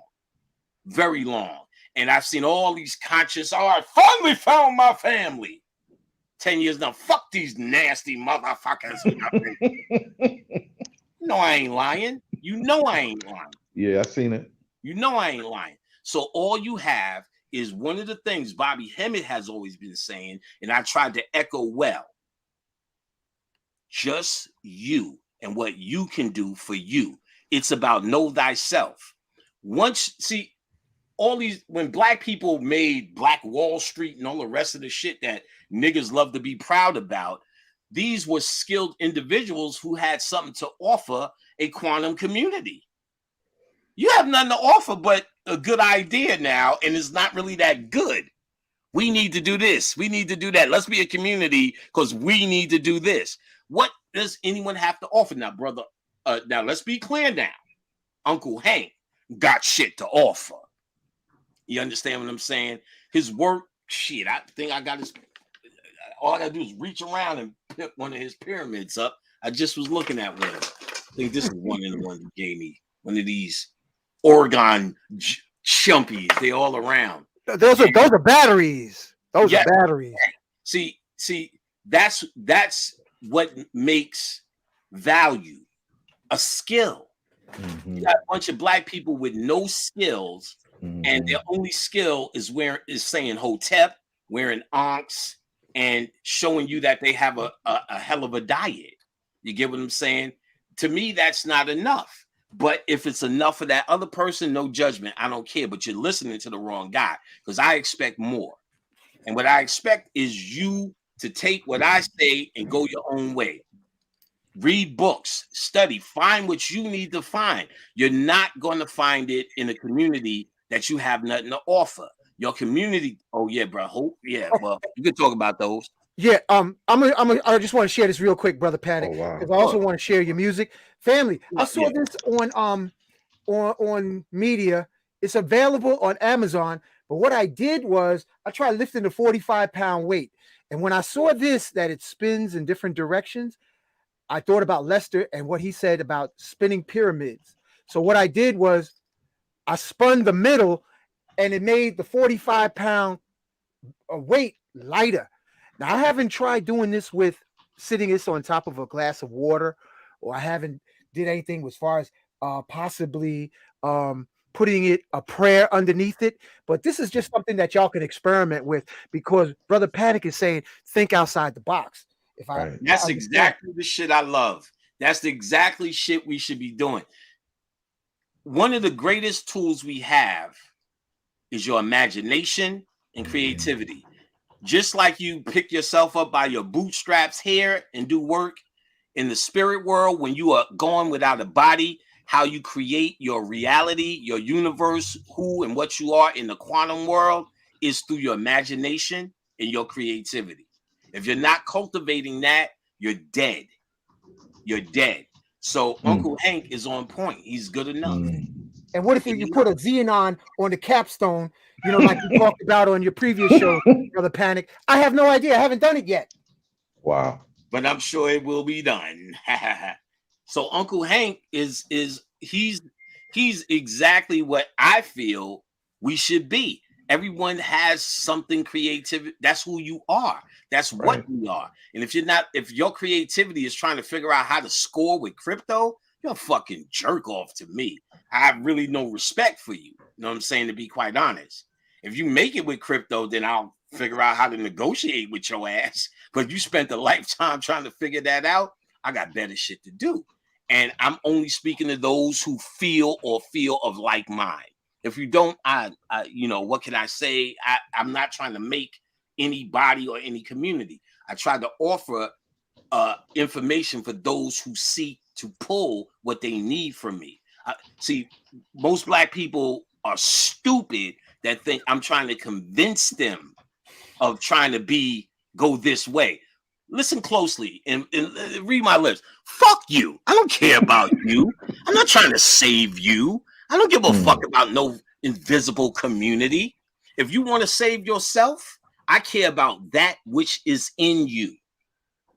And I speak to that and have been speaking to that for many years. And that's all I've ever said and all I've ever offered. Here's the book. Here's what I studied. Here's what I accomplished. And I believe you can too. Mm. And it's still your choice. Just mm. if you're not about that, then you and I have no business together, and no hard feelings or not. Maybe you could come over for Thanksgiving if you're a nice person, but that ain't got nothing to do with what we doing here. In every Egyptian pyramid, it says "Know thyself," not "Know thy community." Mm. It was a individual work for the individual, and then you would negotiate or communicate on the frequency. Now niggas is just arguing.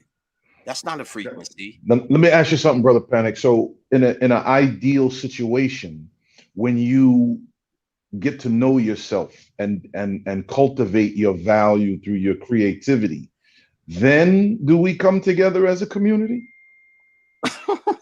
Nigga, why you trying to come as a fucking community?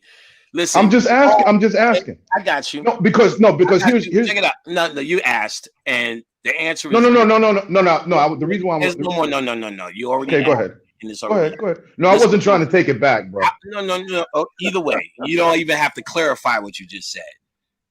Our mind is one mind. We're already a community. We're here under the illusion of separation. Hmm. In working that separation to get back to that community, you have to get back to your normal right state of mind. You made yourself go crazy to walk the path. They tell you it's not the destination, right? You're looking at the destination of a community. They tell you it's the path that you should be interested in. Your Right. path walking back to that quantum community that you're talking about is not going to happen on Earth. I just told you, you can't get 10 niggas to agree what fish should go with what Kool-Aid. That's never really going to happen. You may get moments of unison, but that's coming, that cause there's something in us. And usually those moments of unison are because people's hearts were in it. You get what I'm saying? That something was new, it was the hearts, then it was the Boy Scouts. Somebody said, we're gonna save these boys. And then after the heart goes away, somebody said, you know something, we're gonna fuck these boys. You get what I'm saying? It all turns corrupt because this is where you're at. You're in an illusionary place of death. Who you are. All black minds are one divine mind that makes up God. That's the community.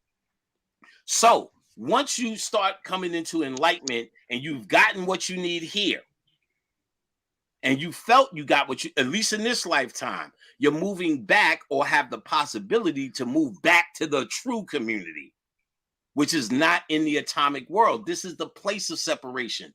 That's why you're under the illusion this remote is different from you. No matter how much you close your eyes, and it's really an extension of what you're doing all day each time you watch a television. But you don't see it like that. Oh, fuck, I lost my remote again. That's where you're at. You got to know where you're at. You're trying to make something that doesn't really exist and never really has down here. I hear you. I hear you. Don't get me wrong. There's pockets of good and this and that and the other, but under certain circumstances, them circumstances very much well don't exist now. So I hear what you're saying. You're coming from a very spiritual point of view. I hear what you're saying. That's not my point of view. That's everything I've ever taught since day one. There's no other point of view that I've ever taught but a spiritual point of view. We are quantum beings, chaos beings, having a human experience. In humanity, navigate, if you could meet people that you like to go on picnics, you like to go, you do cartwheels and play the flute with a lot of folks, have fun. But if you're really studying consciousness, it's an individual transformation. It's an individual alchemy. And once you have reached a certain level of comfort, meaning you've faced your demons, see, I was very angry, very hard. You know, I go through that in the second book. Very angry, and you don't even know you're fucking angry. You don't even know. Not just you have the right to be angry, but an angry disposition all the time. You don't even see it because when you're hurt as a youngster, you start to find characters to become to protect yourself on these streets. Yo, you nigga go hands, that nigga panic, that nigga face, that nigga one time, that nigga stomach ache, that nigga headache, slop. What the fuck you think these names are? These are shadow names, bro. Shadow names that you create in this place to protect yourself. That's your shadow side.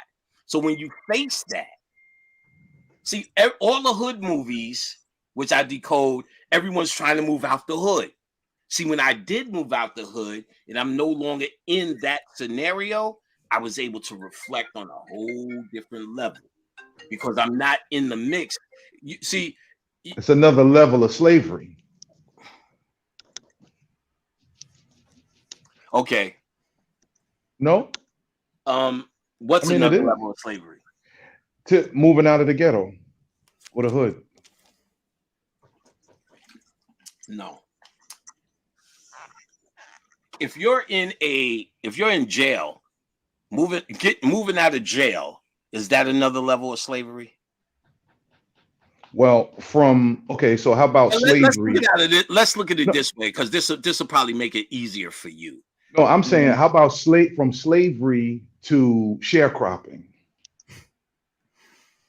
That's very deep, but I don't know what the fuck you're talking about. If you're in jail, sharecropping is peonage. It's another form of slavery. What I'm saying is, what you're saying is on such a minute level of what I'm talking about. I wouldn't even go any further. Listen closely. If you're in jail, and you get out of jail, you're not going to do inmate shit unless you're institutionalized. You in ghettos, no matter how much you love the people and how much fucking cornbread you ate out there, is still a very, very hostile environment. I don't know where you live, but I'm from Queensbridge and it was hostile. Moving out was not a form of sharecropping because when I was living in the ghetto, I wasn't working for nobody. So I'm still chilling, still selling books, and never had a job way before you, when you still was trying to probably get your GED. I never had a job. So let me explain this quite clearly. What I'm talking about is leaving your environment. So if you move from one hood to another fucking hood, knock yourself out. But you have to leave what you've been conditioned with. You understand what I'm talking about? I Yeah, hear, I hear that's you. true. I hear In you. the same language you talking. I'm talking about you leaving your psychological condition, which you, if you was any type of real nigga, that you either had to do things or had things done to you. You have to leave that environment. In fact, all the bridges, the projects, streets became motherfucking veves, symbols of oppression. Leaving the environment freed me from thinking to be able to see clearly at a situation because you begin to look outside yourself and see what was happening when you couldn't see it because you're looking behind your eyes. You understand what I'm trying to tell you? This I ain't, hear you. this ain't communal shit. Like, why is this happening? Like, listen, just listen. This is about you trying to find within yourself. And what I noticed by leaving, it had nothing to do with a job or feeling better. Oh Lord, I'm out the hood. Look at me. Here I go. No, it was about me leaving the psyche of the hood, which was Mhm. devastating, traumatizing. Y'all niggas can't seem to leave a fucking abusive relationship. And that's what we're talking about. Leaving an abusive, if you truly was, if you wasn't, go crazy. But just like the jail guy, the hood guy is in a same way institutionalized, Yes, right? that's what I'm saying. That's So in other words, you could leave the hood or the projects or whatever, go to a different environment, and that different environment will make a difference. But if you were conditioned in that initial environment, you still have a awakening process to free yourself from that.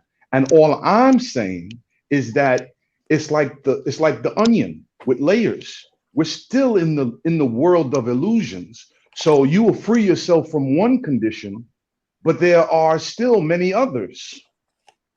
Yes? so what?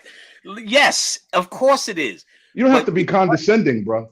no, I mean, we're just having a conversation for the let me tell you. audience's Hold purpose. on. No, first and foremost, Hank, who is this guy asking this stupid shit of me?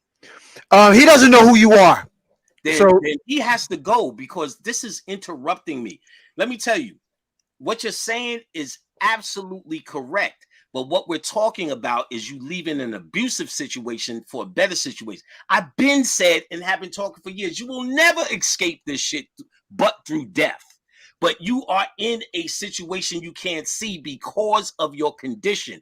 You must change your condition. I just say then move hood to hood if that makes you feel better. But when I grew up in my neighborhood, I create demons. I create personalities to survive in that scenario. So Right, if I I got you. leave, shut up and listen. If I Now, leave bro, because you're listen. interrupting We me, on the and we on the phone. Don't talk tough on the phone, dog. let me tell Don't do you that. something, dog, I am really this dude in real life. Yeah, but What you need to do, you're not in front of me. what you need to do is You don't understand. talk like that in I front do of a man. live lectures all over the country. Come and see it. It ain't I am personal, this man. Don't be dude. this. Let's not take it personal. We're just having a And listen. conversation. Listen. You're interrupted. I could be doing other shit like sleeping now. You're bringing low. You're not even listening to the shit I'm saying in the moment. You don't need to say anything. Just listen. Then, if this bothers you, if you think it's just tough talk, just listen. And if not, just leave. Do your thing, man. Hey, Just do your I'm doing thing. It's hey, not even I can about do me. this show with you. It's not Who about is me, this bro. guy, Hank? moving towards Ubuntu. This is the dark study.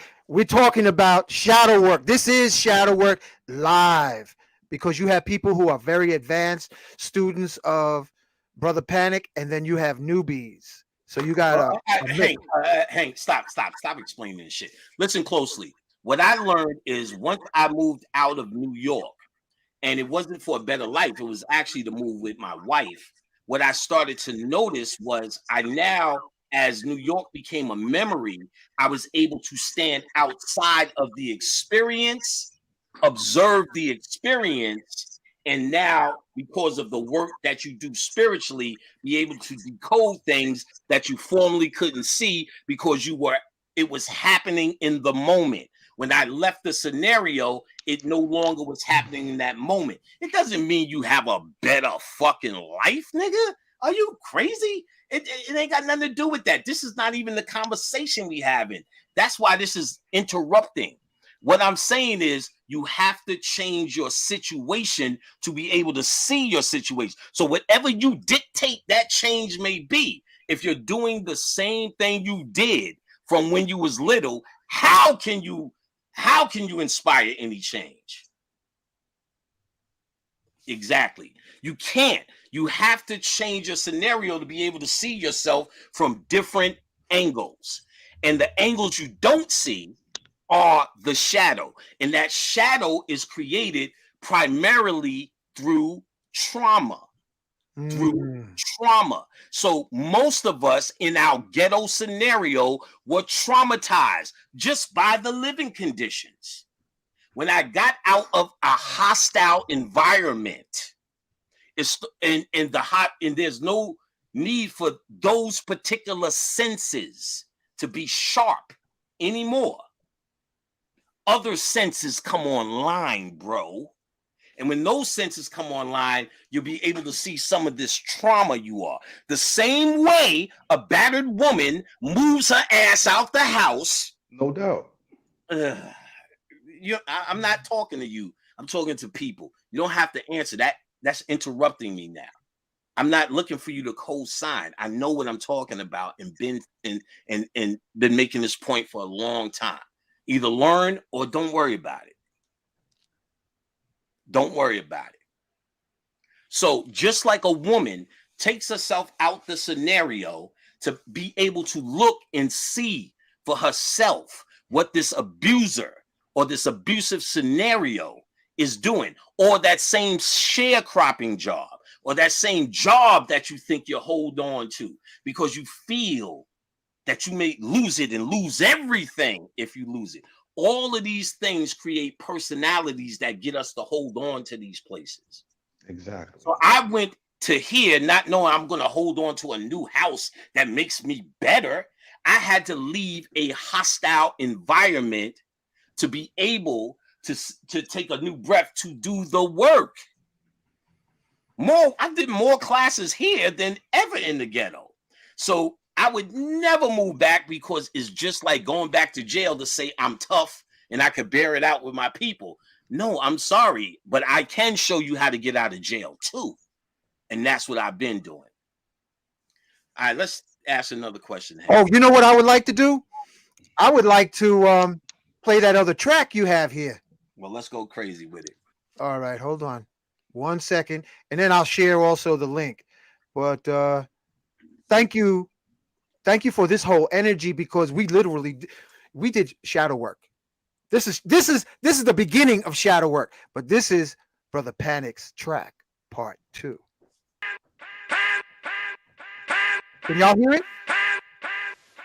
I can. Let me know if y'all can hear this.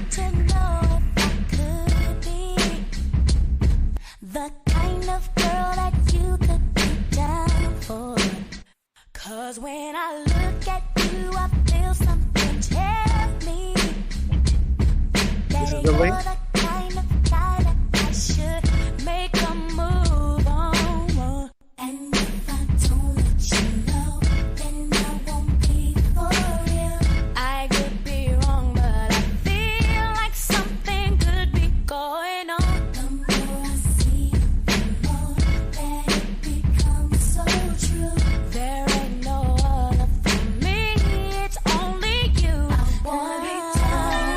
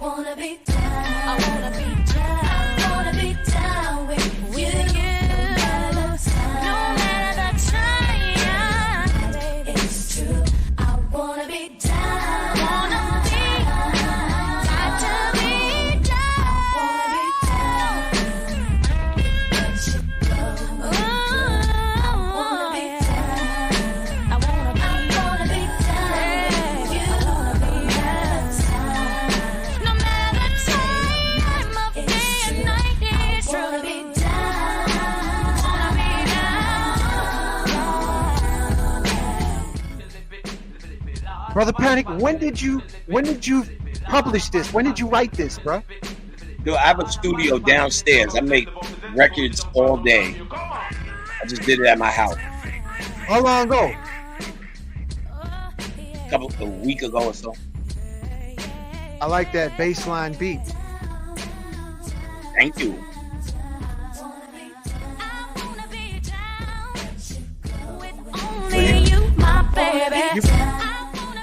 You gonna have an album out soon?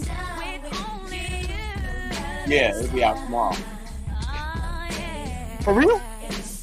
No, I actually got a record out, another record out now with B.O.B.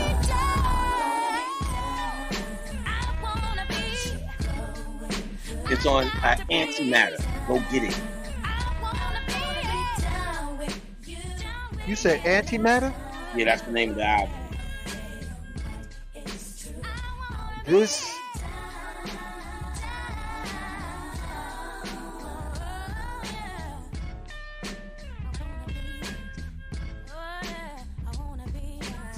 I want to thank you for taking the time, for the newbies, for the oldies,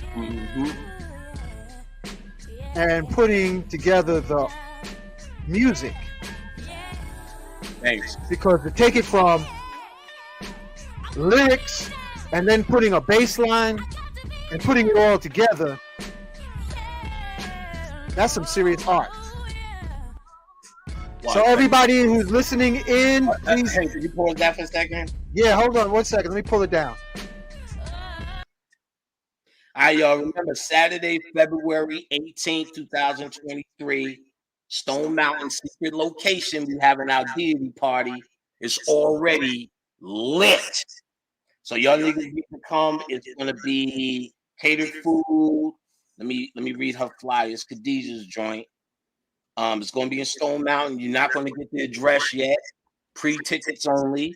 Email Khadijah at it's Somdi Readings info at somdireadings.com. And you got to dress up, sons, rituals, DJ. She'll give you all the prices, all the payment options, but we still have tickets. We got a bigger place, so shit is a smash. February 18th, the magical theme night, the decked out theme party, decked out theme party. So make sure y'all niggas get them tickets for that shit. What time from what to what? Is it all weekend? Find out when they email. It's a secret location. Otherwise, it'll be niggerfied. So it's pre-tickets. They got to email info at Somdi Readings, SAMEDIREADINGS.com, and Khadijah will give them all the necessary. All right, hold on. I want to type that out and put it up as a banner. Oh, okay. Go ahead. Say what? Give it to me from the beginning. Okay, at info, INFO. What's the first letter? Info, INFO. At somdireadings.com. How you spell the Somdi?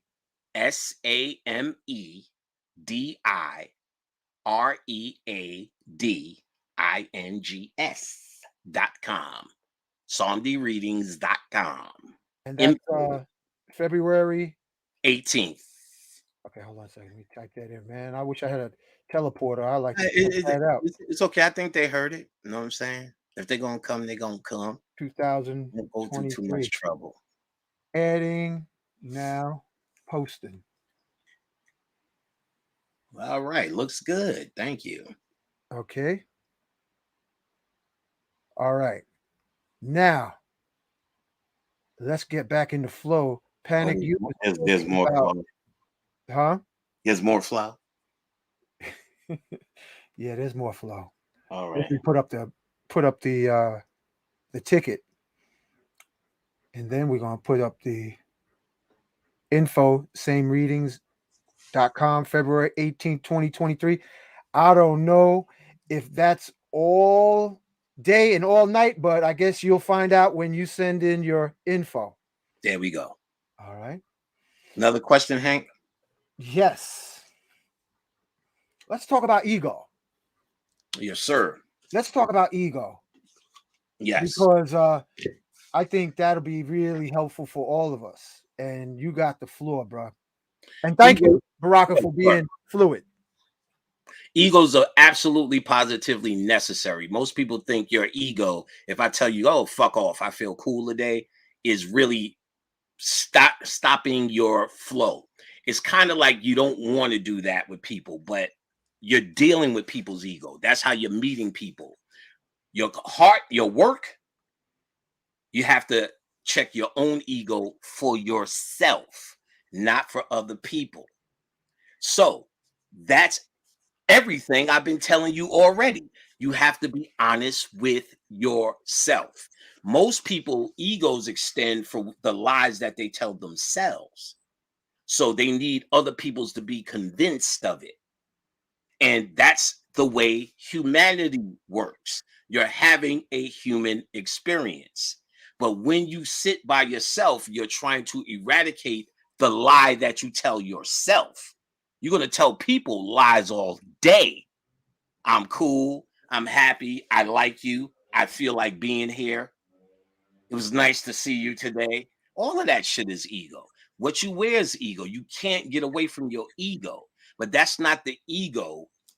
People are misinformed at what the occult understanding of the ego is. It's learning what you tell yourself, because that's where your ego starts. You see, if you really was listening, see, people say these buzzwords, but when see your ego's created when I created panic in the ghetto. When I sat down and said, this is the nigga I have to name myself to survive out here. Because my ego is only concerned with one thing, my survival and to make me look good. So when I'm in that ghetto, I'm making panic. I'm the tough guy. I'm the gunslinging guy. I'm the nigga who cracks jaws guy. I'm whoever or the nigga who makes you laugh guy, or the nigga who does backflips off the goddamn monkey bars guy. But they're all getting in and trying to survive in a hostile environment. Your ego is necessary. If you're on Wall Street, your ego is necessary. If you're in the suburbs, your ego is necessary. All of that's necessary because that's what it's designed for, to maintain your humanity. It's why you flinch when someone scares you. That's your ego. You will never divorce yourself of it as long as you have a human body. But just like the hallucinogenic drugs you're trying to do, you're trying to have moments free of your ego, not from being a nice person. That's morality. That's different.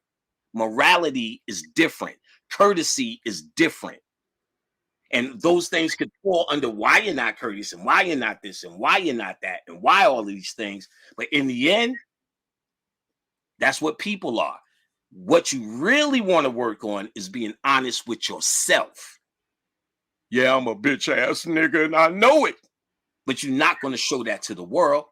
I'm the gangster's toughest, bite you in the face ass nigga. But then you're in your house. Oh shit, I hope they don't come in here. Who are you lying to? It may be necessary for you to lie to them niggas on the street, because if you don't, they're going to be running in your house, smacking your mama around, kicking your sister up the ass and taking all your weed. So you may have to be the tough guy there. It's necessary. And there's more of that tough guy necessary based upon your environment. So that creates a lie that you need to tell yourself, including giving yourself names. I just did a lecture the other day. I told you want to do a spiritual mantra.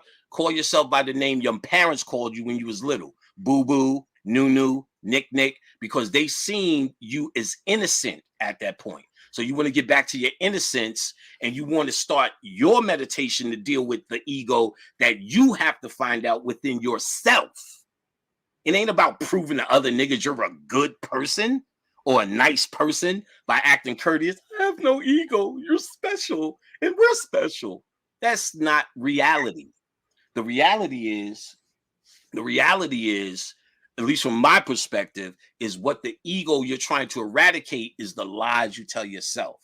You got to tell lies to the world, otherwise you'll be run over if you were absolutely honest. Every child is innocent and honest. We know that. That's why we love children and babies. and all the rest of that. But until they start get conditioning in the world, then their ego is being reinforced for survival. If they see their parents argue all the time, they reinforce their ego based upon that. If you never seen your parents argue, you ever go to one of your friends' house, the parents argue, and you're fucking sitting there cringing, and the other kids is playing natural. They've gotten used to it because if they get alarmed each time their parents argue, they would go crazy. So their ego, in order to survive, tells them this is normal. So when you're living in the ghetto and niggas are shooting each other in the face, you're saying this is normal. Whether you logically say, that's wrong, you shouldn't do that, black on black crime, we are better, we are this, we are that.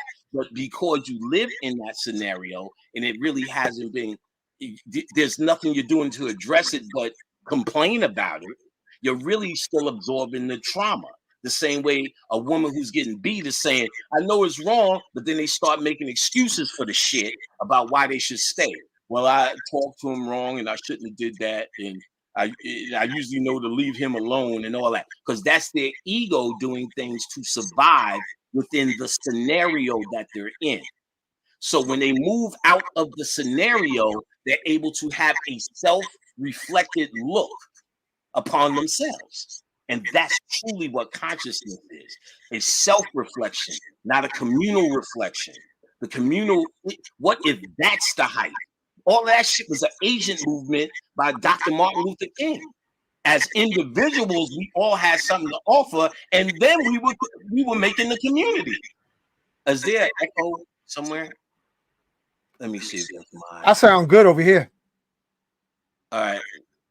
I've been hearing a little echo. All right. Well, anyway, yes, I think it's gone. So I forgot what I was saying. We flowing with ego, deconstructing ego. Yeah, I was in the middle of something with it. Either way, so it depends on what level of the ego you're talking about, because there's still a certain way to curb your ego through courtesy and humanity. I get all of that. That's not my first concern. Yeah, the echo is going, C Diggs. That's not my first concern. If there's a flow, if there's an energetic flow, good enough, then we can flow. If not, so what? I'm not trying to make friends in this. I'll be quite absolutely honest. I'm trying to lay information every time I open my mouth that's usable to the masses. I don't give a fuck if an individual gets it. The masses is what, so I try to speak to a broader audience of what they can do when I'm gone, without me, without following me, without having to stick to me on my next word. I try to give out as many books and have just done book shows for hours and hours, just giving out books and books so you can find what you need yourself, because every single individual came here individually for an individual reason, for a collective goal. And that collective goal is where the community lies, who we are as a people, who we are as one, and it doesn't exist in this understanding. It's the way the Egyptians looked at it, it was a quantum understanding. What's called heaven is the quantum world, or the quantum leap, which I did a 12-hour video straight and fell asleep on, and then finished with 8 hours of how to die and not come back based upon the pyramid text. So, I mean, we're not playing with how to do this on a friendly basis. This, and what I've always been teaching, Uncle Hank, is how to get the fuck out of this place and never come back. Earth is your misery. That's my foundation. Ain't no one place that this fucking whole place fucking sucks. Even when you was in Africa eating mangoes, it sucked. It sucked. This is not a place to live. It's a place to pass. I could show you, when you want to go through mythologies, I could show you mythology where each divine being or that divine entity will tell you this is a place of passing through. This is shit. Willy Wonka in the fucking chocolate factory, #2, very high metaphysical chakra story. In it, there was a scene where Willie builds a chocolate kingdom for a prince or a king or whatever. He says, don't live there. It's beautiful, but you can't live here.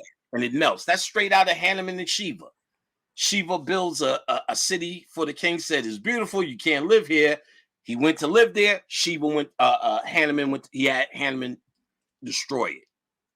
This is talking about this place. You're not supposed to set up shop here. Riddick, I talked about this. And if it's not in that first book, I talked about it and wrote it somewhere, where Riddick was a very powerful chakra movie. He came through. The first thing he said, they said, are you going to be in this jail? He said, no, I'm passing through. That's the traveling man. That's who you're supposed to be. Not fuck masonry. Let me get that out the way. Fuck masonry. I don't know shit about it. Not in it. Don't have no secret codes. Don't care. Don't give a fuck about it. But I do understand where they get it from, which is still our shit. And the concept of the traveling man is you're supposed to be traveling through this shit. This is not where you rest. Suburbs, ghetto, on a French fry cart with crypto. None of it. We all came to get, they said it all in the Matrix. We all came here to do what we came to do. So if the Egyptians laid out, it's know thyself. That's what we working with, bro. That's what we working with, sis. Know thyself. This is really a study. And that's more where my second book really goes into, a study about understanding you personally, not us and we, and because we never do that. That shit to me is a cop-out, to be quite honest. It's an easy way to blame other people for shit that you may not be feeling. You get what I'm saying? Shit that you may not be feeling. So to feel those things, to experience those things, you're going to have to face some things in you. Face some things in you. And you can't do it by the way you're moving, because the way you're moving, you created a hidden self to protect yourself. That's the catch-22. You created the hidden self so you don't have to see the dirty things you have to do to survive. So we can look at the nigga in the ghetto and we like, he's the most foulest nigga, this nigga Young God, and he did this and that. But you talk to Young God, he'd be a sweetheart dude when you catch him in the right mood, but he will kill your ass. Because he's created something in him that said, this is what I need to do to survive.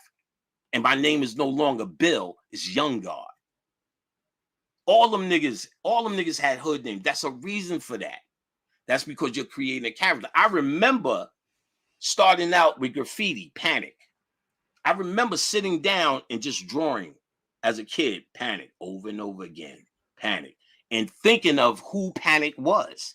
I was literally pulling down an aspect of myself to be able to use in my situation. I don't even know who that guy is anymore. That's transformation. That's alchemy. I don't even know who he is no more.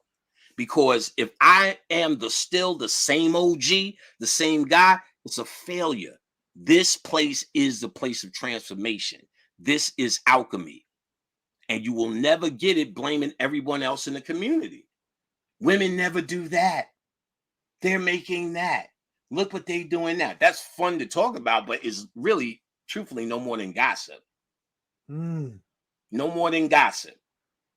What are you doing? What's your aha moment? Don't tell me no shit that everybody's watching on YouTube. What have you come to realize? That's the key. And if it's not the key for you, I understand and respect that too, but don't come around here with me with that shit, because it's going to be a different conversation.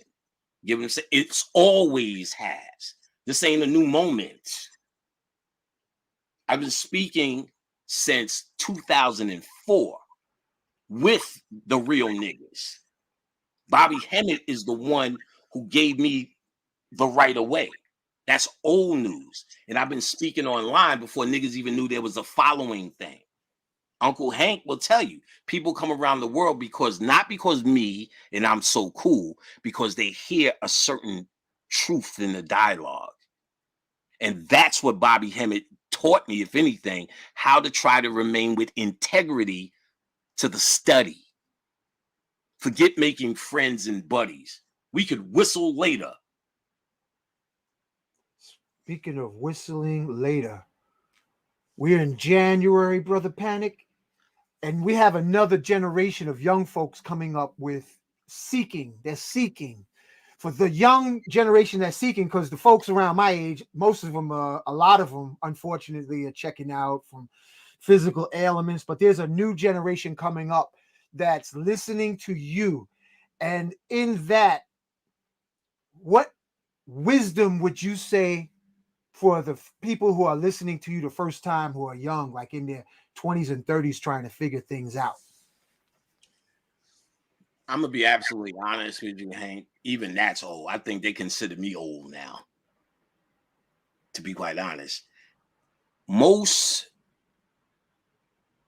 of what I guess I would say is what I've always said is study everything you can, always remain the student, and before you call yourself a teacher, remain the student. Uh uh never turn down any piece of information that you feel is transformative. Don't waste your time with bullshit, and don't let people bullshit you into a frenzy of stupidity because they haven't done anything or they haven't gotten to a certain level. Because when you do that, also we're all this community now. We're not talking about better than anybody. Now let's not make it petty, but there's third grade, and then there's high school, and then there's collegiate level. So you have to really see where your frequency is. So let's say you just that new person, study everything, but try to center yourself into something that really catches your attention. Because You what? gotta, Go ahead. I was gonna say, you gotta wipe away and be real with yourself. So if you're, let's say you're centered in health, if you're not, if you don't feel your calling is to be a health practitioner, then all you are is a guy who likes to eat well. You get what I'm saying? So we got to call it for what it is. Consciousness, if that's what we're doing, I do it through occult sciences, esoteric studies, spirituality. And uh, uh, from that perspective, I would say that's where the abundance is. It has been never ending. It's always given. I've seen over the years a lot of people run into a brick wall with the area that they study. What I notice about the occult, which is one of the things that attract me, it still evolves. It evolves with your consciousness. So there's always something that you can see the dark side in, which is where the other half or the other polarity of that story is. Remember the law of polarity, two sides to every coin. Every coin has two sides. So therefore, you cannot have a light side without the dark side. It doesn't exist. They're one thing. So if you're just studying, I'm a light bringer and all the rest of that shit and all this love and light in the community, you're only studying half of the game. And that half that you're ignoring is the part that's actually dictating your reality, your subconscious. That's why that whole book there, and even a lot of the second books deals with, my whole entire study is dealing with subliminal programming. Because once you understand subliminal programming, I don't give a fuck what drug you take, what cartwheel you do, you're fucking still a slave. And nothing's worse than a slave with an ego. You have to free your mind. And then all that other shit adds on top. I was already heavy in ritual, heavy with speaking to spirits, heavy with teaching people how to speak in spirits. Taught classes for 10 years, about to start a new class. And by the way, for those who are listening, cyclomancy class will be starting soon. The ability to enhance your psychic powers at your fingertips. I'm about to start it soon. What's the contact for that? Your website? Yeah, just go to the website. It'll be up on the website. I think most people know how to get at me, occultlectures.com. A lot of people cut up a lot of my videos, put them everywhere to do, my videos are 5 hours, 6 hours, 9 hours. So, they're always chopping up bits and pieces. So they're everywhere. But my official channel is occultlectures.com. My website is occultlectures.com. You can get me on Instagram, BROTHA Panic. BROTHA, and then the word panic. Bruh, the panic. So I mean, I would say you could get it there, but I guess I would tell a new person, study till you can't no more. Never get enough, become greedy. And here's the key. You want to know just to know.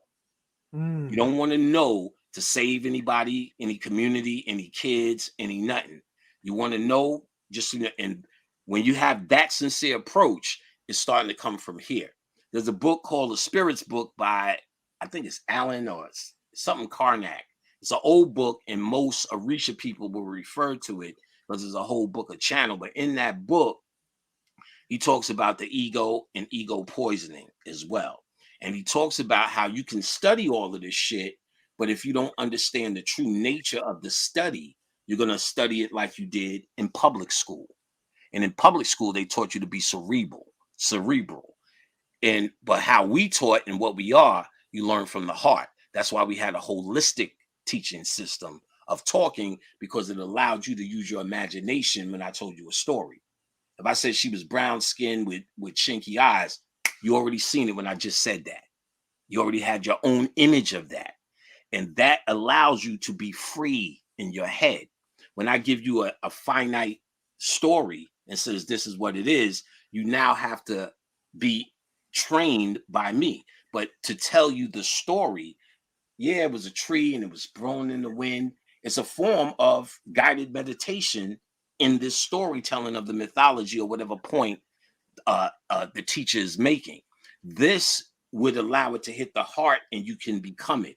Then you would learn the mathematics, the science, the history of that particular tree. Let's say you were learning, you would climb it, you would eat from the fruit, and so on and so forth. Instead of subjugated thought, math and English and. That's a CISC and RISC thing they had actually in computer networking at one point, where they were making processors that would take fragments of information, process it, spit it, another fragment, and spit it, as opposed to the other one, either CISC or RISC, that was the name, and it was an acronym that would just take a stream of serial information and compute it. And that's how we thought. We can take serial information and compute it. White people need to subjugate it and break it down in sections. So they created a whole system of schooling for your black ass. So when we get out of school and try to learn our ancient shit with the methodology of schooling that they taught of, it goes over our head. We're still trying. I'll speak straight shit in English and say it all through, but the answers I get for years is that of a logic one from someone in school. It's almost like they can't hear it because they're not listening here. They're trying to make it right here. And I know that's hard. That's hard to make that jump, but you can only make that jump by self-realization. You don't make that jump because someone told you how. You have to do things, and you have to challenge yourself. You have to find the basic books of rituals, set up an altar. You know what I'm saying? In my first class, I taught you fairy, chakras, crystal magic, altars, astral traveling. What else was on the list? Laws of Tahuti, Necronomicon, which I ended with, symbolism, dream symbolism. And I may be missing a couple of other things, crystal candles. So all of these, I'll show you how all of those things ritualized in whatever way you do it is only trying to do one thing: impact the subconscious mind, which is impacted through repetition, trauma, Mm. and symbols. Repetition, trauma, and symbols. All three, what you see in the screen all time to program you. The Africans use trauma, cutting, rites of passage, initiation, tattooing, and are examples of trauma. Symbols or any, you should figure out what symbols, and repetition. Constant saying over and over. I used to say in my class, how many of y'all know your ABCs? I will hope every hand went up. Say them backwards. Nobody knew them backwards. Of Mm. course, nobody knows them back because you would learn the repetitions, A, B, C, D, E, F, G. In fact, you can say the ABCs faster than your mouth. Your Your mouth can't even keep up because that's because you've been subliminally programmed. When they put letters above your head, that programs your subconscious. That's why they do billboards. And that's why they kept the alphabet above your head in school, because that's the basics that they wanted you to learn. You learn that from repetition. That's why your parents said, how come you know every song, but you don't know your math? Well, if they sang fucking math, you'd know it. And they did 1, 2, 3, 4, 5, and you did. And you counted. So those things are programmed in you. You don't know them, you know the repetition. So if you see somebody getting their ass, your mother getting her ass beat repetitiously by your father, that's why you're more likely to be a beater, because you've seen it and it becomes a part of your reality. So if you're in these traumatic situations, it becomes a part of your reality so much so you don't even know. See, if I said, nigga, do you know your ABCs? Why would you be offended? You would be offended because it's supposed to be such common knowledge that you know it. So it becomes common knowledge. If you see your mother getting beat, it's a good chance. I've noticed either one or two things. Either a dude refuses to do that, or he's all in with it, because it's the programming. So if something in the program said, I'm going to become the other guy, because I've seen guys who had no fathers, who can't stay away from their children, then guys who had no fathers and do the same thing to their kid. It's psychological warfare that we're under. And we're not going to get out of it with logic. You have to go into your own psyche to see your own damage. Your own damage. And you have to do whatever you need to do and do it wherever you need. If you have these fucking principles that were given to you, or just you stuck with rap fucking music or something, I'll never leave the hood. A fucking Ice Cube and them niggas said it while they lived in gated communities. Never leaving the hood. You crazy? It's too much trauma there. And it's designed that way. It's designed that way, and it's designed to keep you locked into it mentality. It's not who you are. You're a fucking god, and you should live like such. Turn the hood better. Nobody ain't doing that, though, because that community shit don't work. Everybody who was in the hood left that shit, except us. Disenfranchised ain't got nothing to do, because we still have a traumatic slave hangover.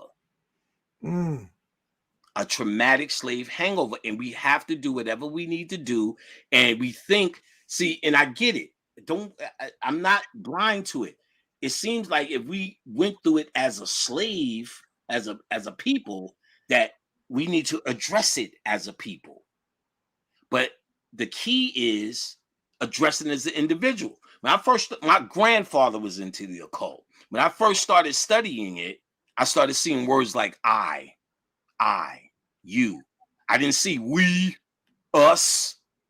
And it was disturbing, because I was trained just like anybody else. We as a people, and we got to do it. And I'm doing this for my people, and my people, and my people, and my people. But ironically, the more I got into the occult, the more I helped our people, more than the people who said they were out to fucking help them. Don't take my word for it. Hank, when he came to this, he's like, well, why are people coming from Alaska to New York, the UK from New York, from this place and that place from New York? I said, they hear the word. I don't take stock in myself. Yeah, I'm that nigga. No, I do it because I think everyone could be that nigga. But don't fight with your goddamn ignorance. Now is learn time. Expanding on hearing something that you don't normally hear from the same routine people who really just need a family. And there's nothing wrong with that neither. I wish there was, I have a family. I don't feel I needed a community family. Some people do because of trauma. You know how many consultations I've done throughout the world now? And I've talked to the community constantly, and they're suffering from trauma. None of them. Once we get away from all of that Hotep shit, my mama never did that. My father never was around. That's real. Not because I feel that way, because I'm dealing with the people that everyone's thinking they're trying to fucking help. And when I deal with them constantly, it's the same story. My wife's been doing readings forever, and it's the same story. They can't get along. They can't get along. Then there's the logical. I've noticed many types of people who aren't really even conscious, an abundance of logical people who think everyone's stupid. So they'll hear something smart and finally feel they found a place they can hang out in. They're not really conscious. Then there's I finally found my family crew. Then there's just the kids who said, yo, I've been listening to you and it helped with perspective. So they're not necessarily trying to be anything but more empowered than they ever was because they never got it. And I've met plenty of people who grew up on me for that. Shout out to my man Duke, who doing a few things that were actually really big. And I remember him since he was a kid. He wanted his lady, who's still his lady, and I met them 13 years ago. He was like 19 or 20. They wanted to meet me to buy some herbs or something, some of my herb packs, and I just fucking, y'all can have it. And then for years I would just give him shit. He would come around and he was just a cool dude. Then I seen him at my book signing in April, and he told me all the magnificent shit that he's doing. And then when he came over the other day, he pretty much was saying, this is a young guy, Hank, or was a young guy. He said, you know, his pops was pushing for him to go to school. He quit. But his pops, long story short, his pops calls him boss now. Calls him boss. No, and somebody, RDK, said I helped out a lot of different perspective, getting away from the slave mentality, family psych. That's the standard stuff. Once you get see, most people want you to have a sweet personality. I've always said that as well. Fuck my personality, because it's not about me. It's about you. I could be an asshole. So what? Did you get what you wanted? Because I'm giving it. I know that much. And I know in the wake, there's a lot of people who will tell you that story. There's people I've traveled all around the country. Every place there's a nigga, I showed up. And I promise you this, people will come greet me with tears in their eyes because they sit with it after they look all around and do all the community shit and get disappointed. Then all they have is what the messages were. And then I guess this is resonating. And I'm sure there's 1,000 motherfuckers who tell me he's a son of a bitch who ain't saying shit. That's just the nature of it.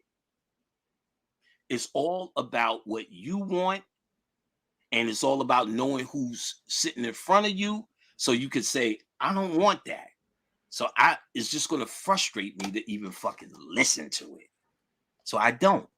So I always encourage, don't listen to me. I don't need more followers. I need people who are sincere, because I'm going to tell you I'm not going to tell you how special you are because of your melanin. I'm going to tell you, you do have melanin, but if you don't use the shit, you a dummy. Melanin does anything you want it to do, including be dumb. So if you, not you, I'm not saying anybody here now.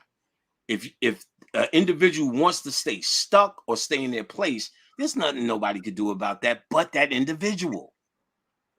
So the true conscious teacher was supposed to give the individual tools that individual needed to help dig his own ass out of a hole. And when you got something to offer, then you can help the Black community. Because all of that I was seeing when I studied the occult, I was like, fuck it, I guess that's what it was. But then I started to notice more people saying, you help me, you help me, you help me. I'm like, damn, I wasn't even setting out to help no community, but there's a lot of motherfuckers who say thank you and I've helped them. But at the same time, I'll be the first one to tell them, y'all help me. Because if it wasn't them, I couldn't still stay studying, still stay aggressive, still stay interested. When I hear a person now and then, yo, man, the one thing you said, man, I did this and I did that. When you hear 10 fucked up motherfuckers, one person could keep the party going. You know what I'm saying? And of course, it's your ego looking for it because your ego needs justification. But all you have to do is stay true to your heart. That's the key. And in my heart, I know my shortcomings and I know where I stand strong at for me. So that's what you're trying to find. Or even if that's true, if I am strong or weak in these areas, but it's all about you. I tell new kids, like I tell old kids, never stop studying, never get too ahead of yourself and too comfortable in whatever you know, because you will always find out something new. Always. So keep your door open, but don't fall into the trap of leaning on other folks for your consciousness. And that's really what we're talking about. Leaning on other folks for your consciousness. And I see you have a lot of sisters in the audience. And actually, I have a young mother that just called and she's listening to you now. She didn't know, this is her first exposure.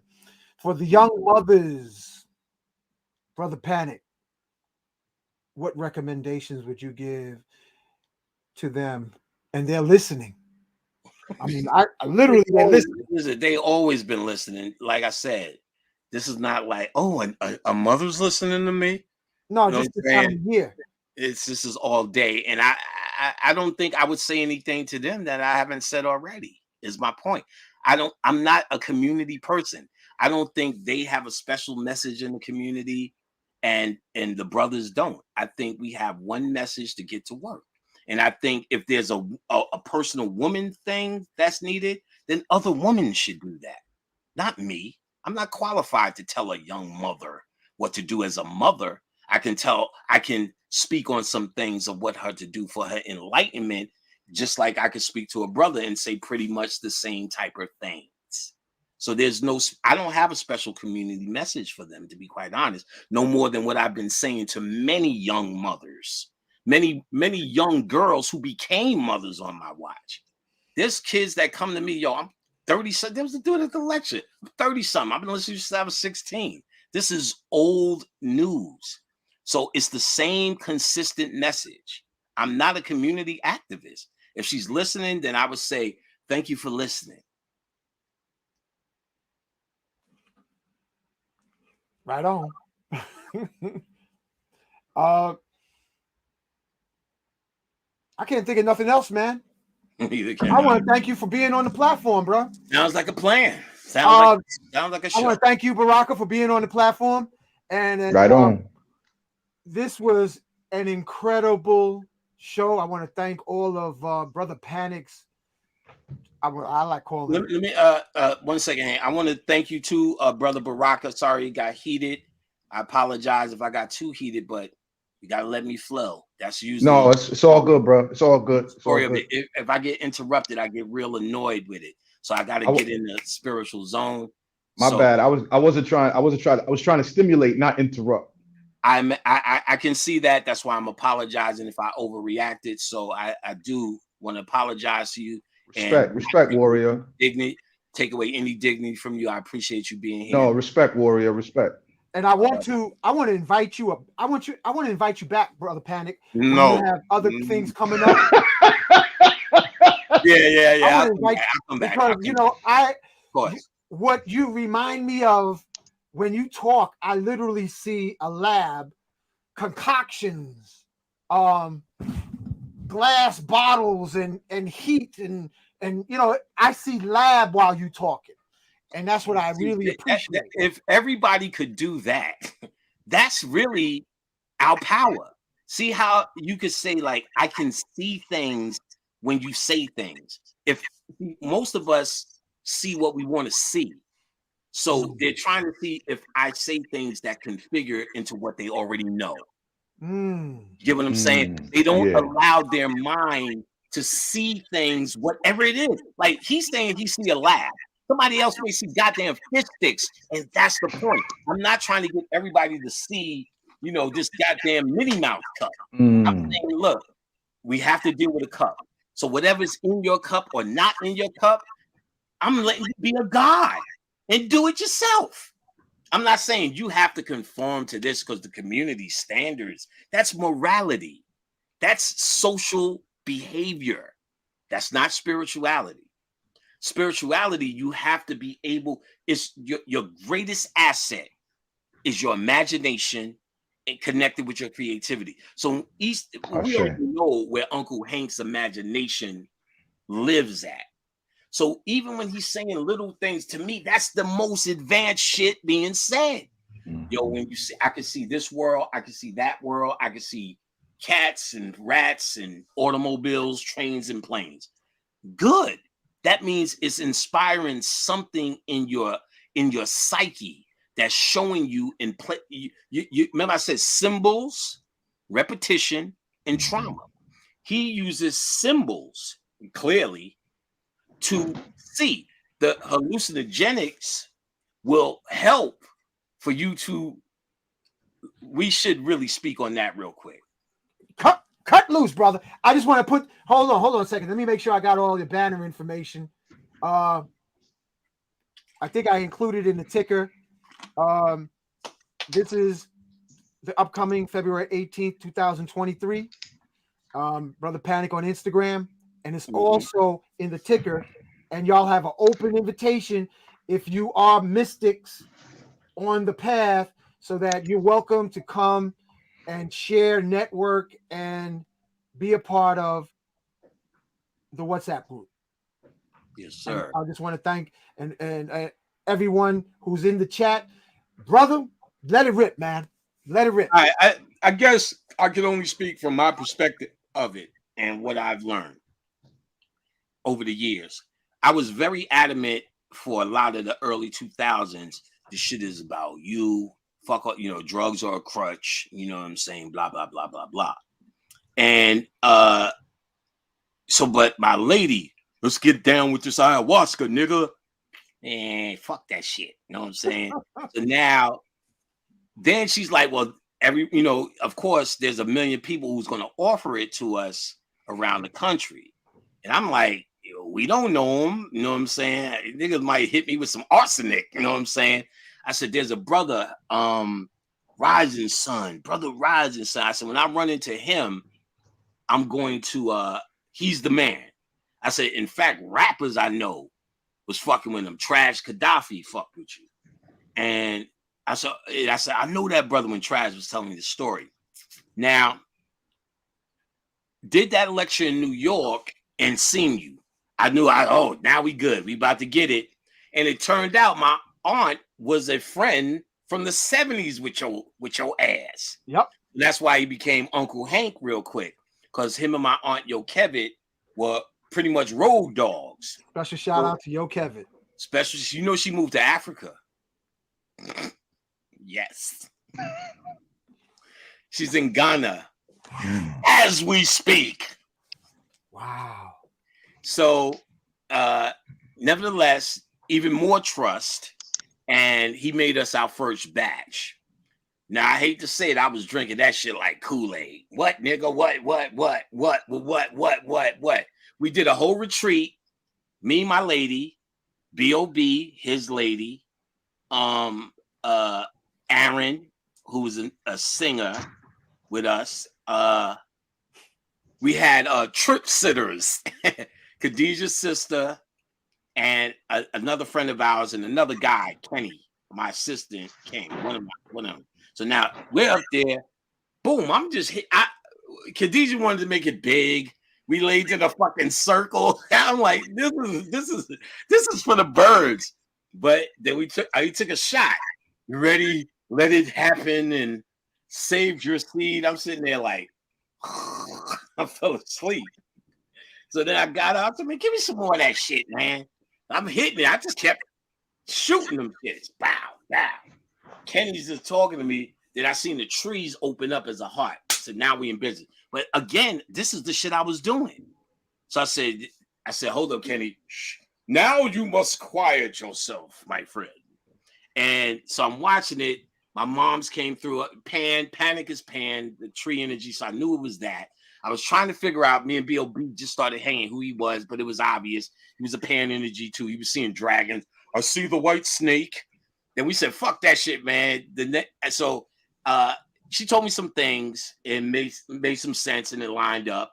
But then the next day we said, fuck it, let's take some shrooms.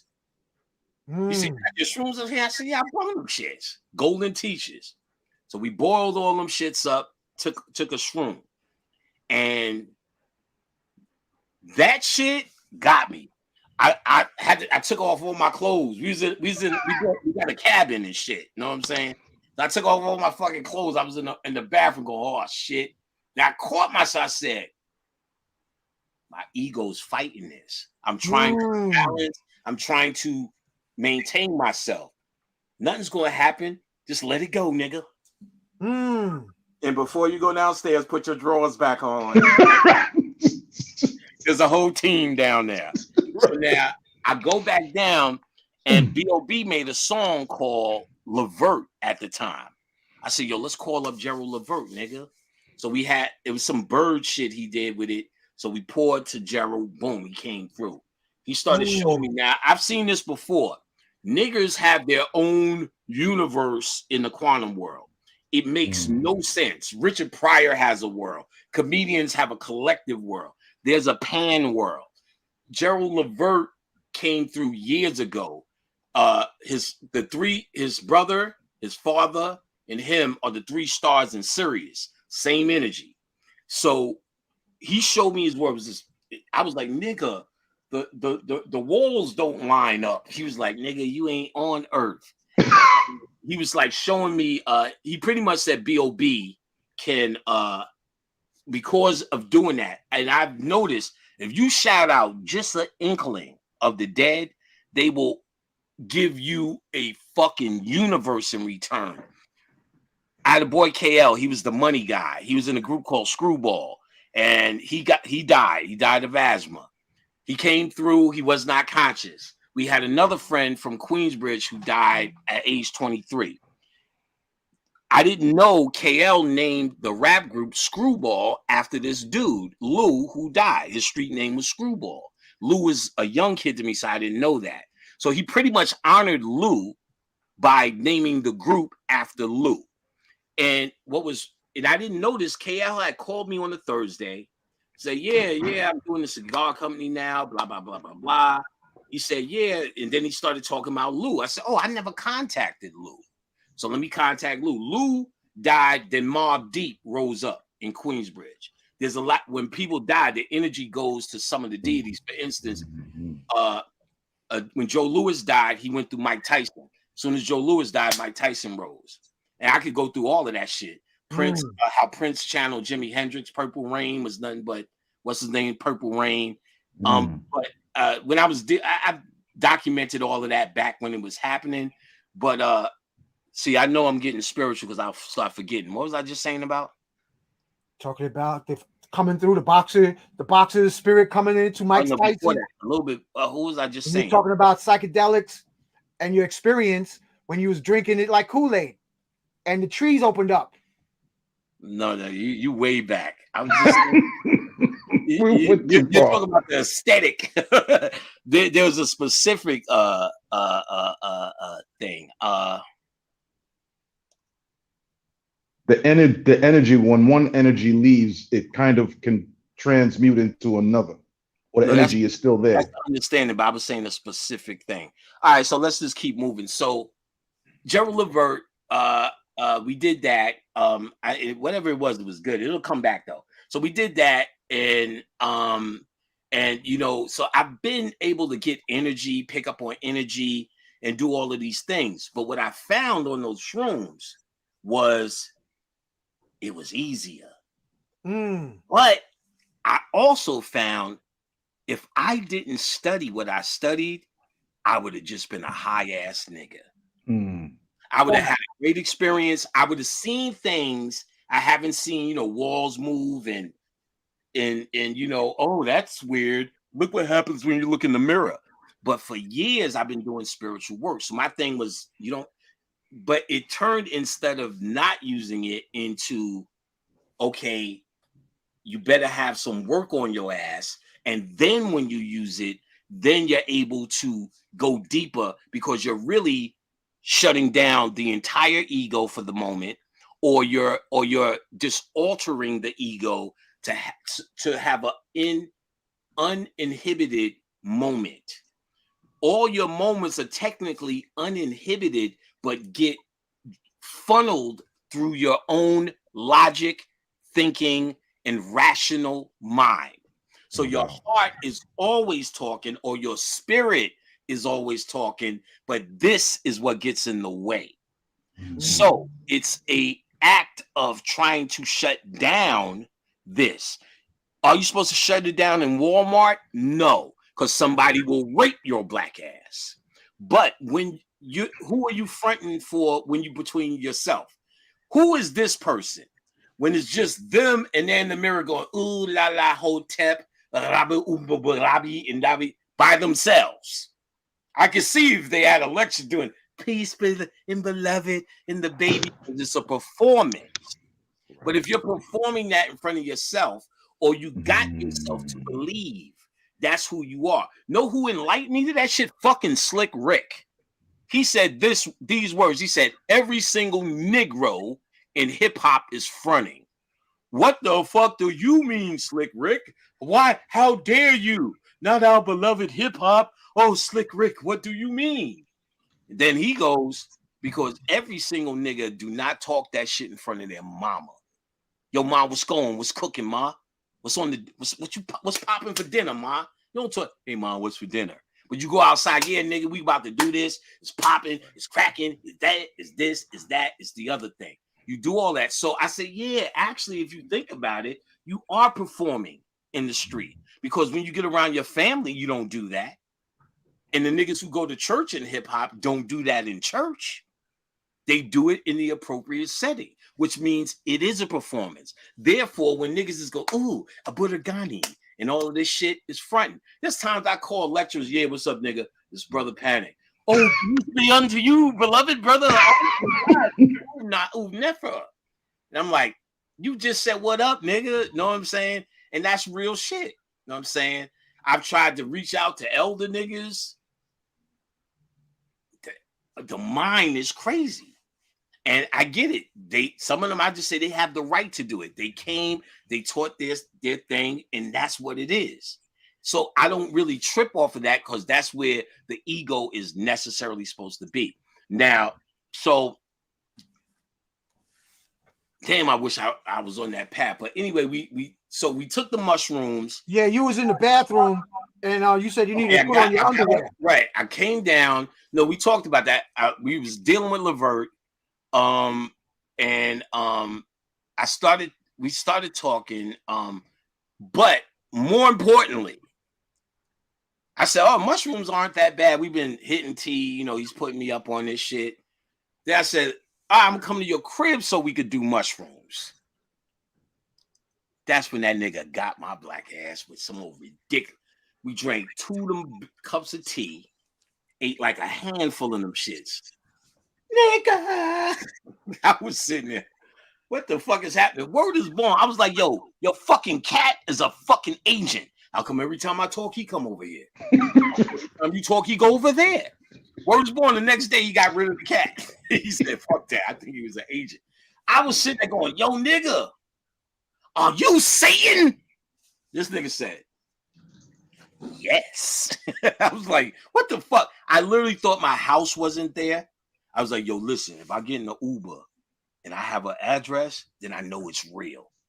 I got home and said, fuck mushrooms, fuck Hank, but Khadijah, we need to do this shit again. And then I kind of microdosed for a year. The trees talked to me that whole summer. I always was able to talk to fairies and trees. I teach it in my class. Easy as pie. Everywhere I would go, I would see soldiers, armies, everything. It's a pan energy. You know what I'm saying? So the mushrooms after that ayahuasca did that. And I may have taken it a couple of other times, mushrooms, but edible a day will keep the motherfucking niggas away. It'll keep me in the zone, spiritual, the imagination. I could tell you imaginative meditations and shit that's incredible. Here's one of the things you have to do to enhance some of the some trauma. You have to go back. If put me with everyone's face, it looks weird when I'm by myself. Looks like I'm just talking in the mirror. Oh man. But if I could see your face, it makes it flow easier, at least today. Here's a meditation. You have to intently visualize. Here's where I would start. My grandfather's house, who was conscious. I would see myself at his, he lived in Queensbridge too, at the base of his building, detailed with all 5 senses, walking to his apartment on the 5th floor. So we would walk up the steps. I would look to the right, look to the left, the smell, the look, the aesthetic of the moment from the memory. As much as you can visualize, in the detail is the key. See yourself with the tedious. You know, you could imagine yourself on the 1st floor and the 5th floor in nanoseconds. Don't do that. Every tedious moment, pressing the elevator button, waiting for the elevator button, because your subconscious mind doesn't know the difference. You're actually taking yourself there subliminally.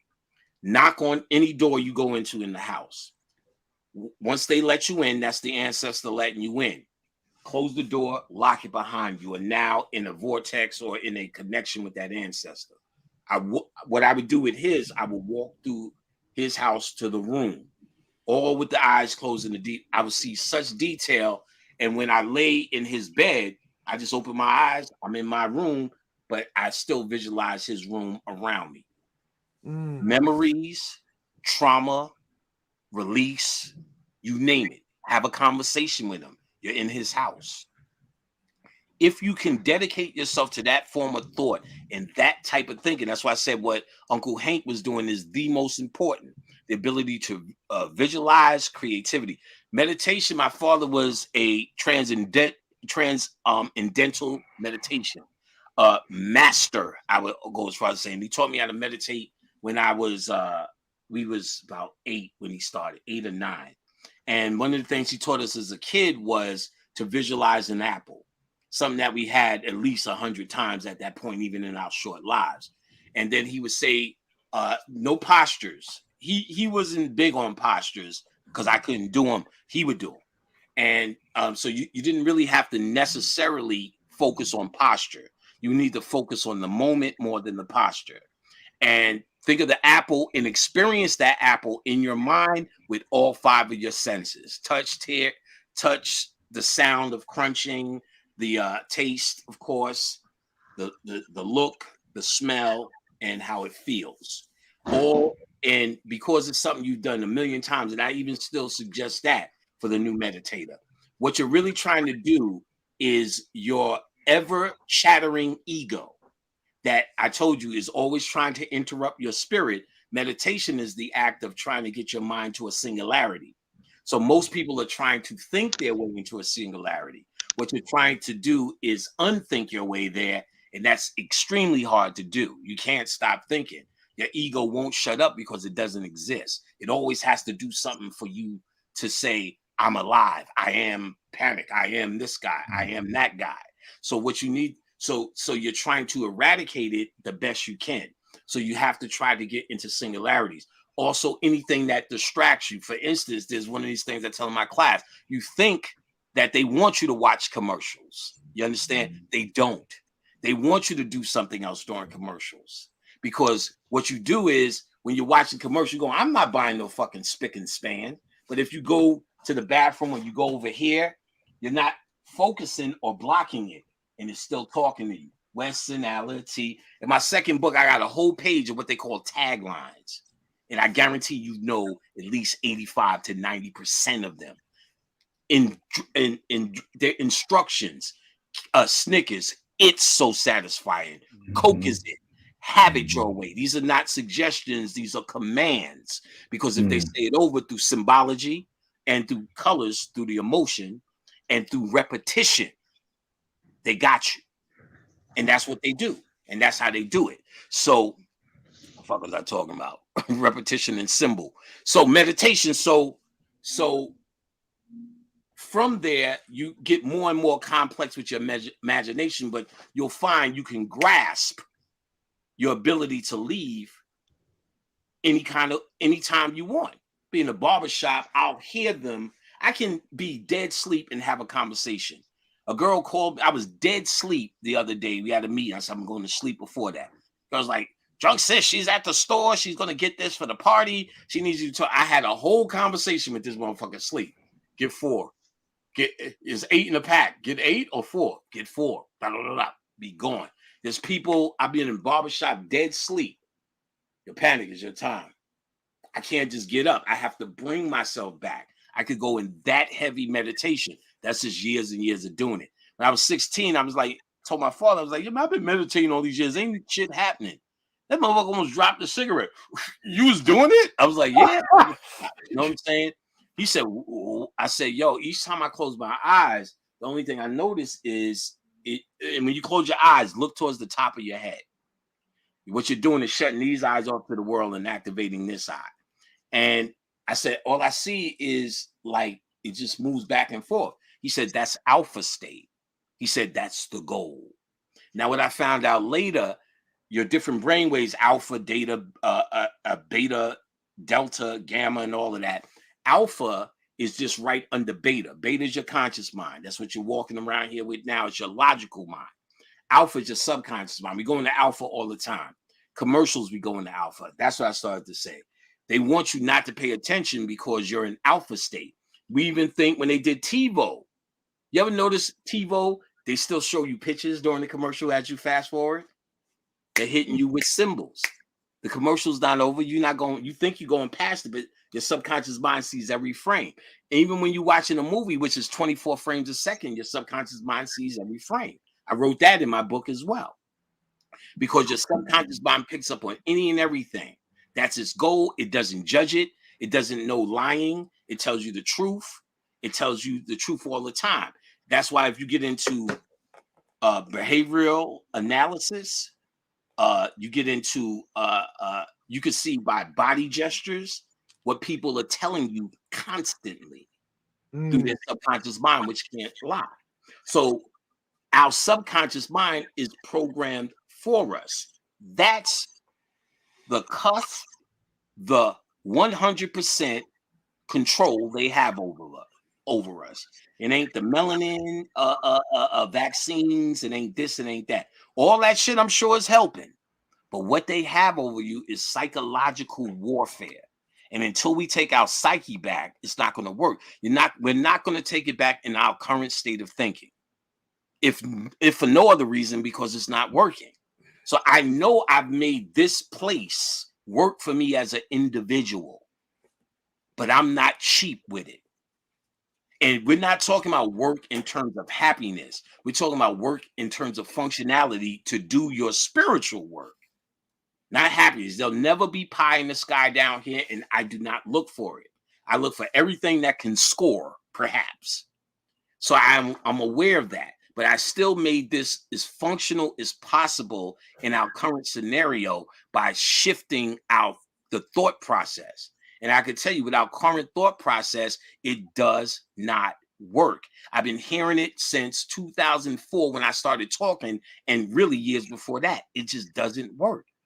Community, this idea of a community force, do y'all know that just came from Martin Luther King? We weren't that. We were communal people and cultural in later day Africa. But Kamites wasn't doing culture shit. The people did culture shit with their farms. The people who went to those places, which was considered university, walked through the door as individuals. They showed you even in Doctor Strange or in goddamn, what's the other? Game of Thrones. They knock on, the initiate knocks on the door, get the fuck out of here. Knocks on the door, get the fuck. They not with a community. They're with it. They come as an individual and have to prove themselves as an individual. This is self-initiation at this point. If we was in Africa, it'll be a communal or ceremonial initiation. We're not in Africa. And we don't think in a communal mindset. a communal mindset of those who were brought up under the same thought process. That's not even conducive here. You can go to Walmart, there's fucking 400 different flavors of ice cream. And with that choice in your ego here, we can never be in sync on the level we think can save us. You get what I'm saying? Not in this current state of lack of work that we need to put in. We have to put in individual work to be able to even step up to any communal plate. And even then, it'll still be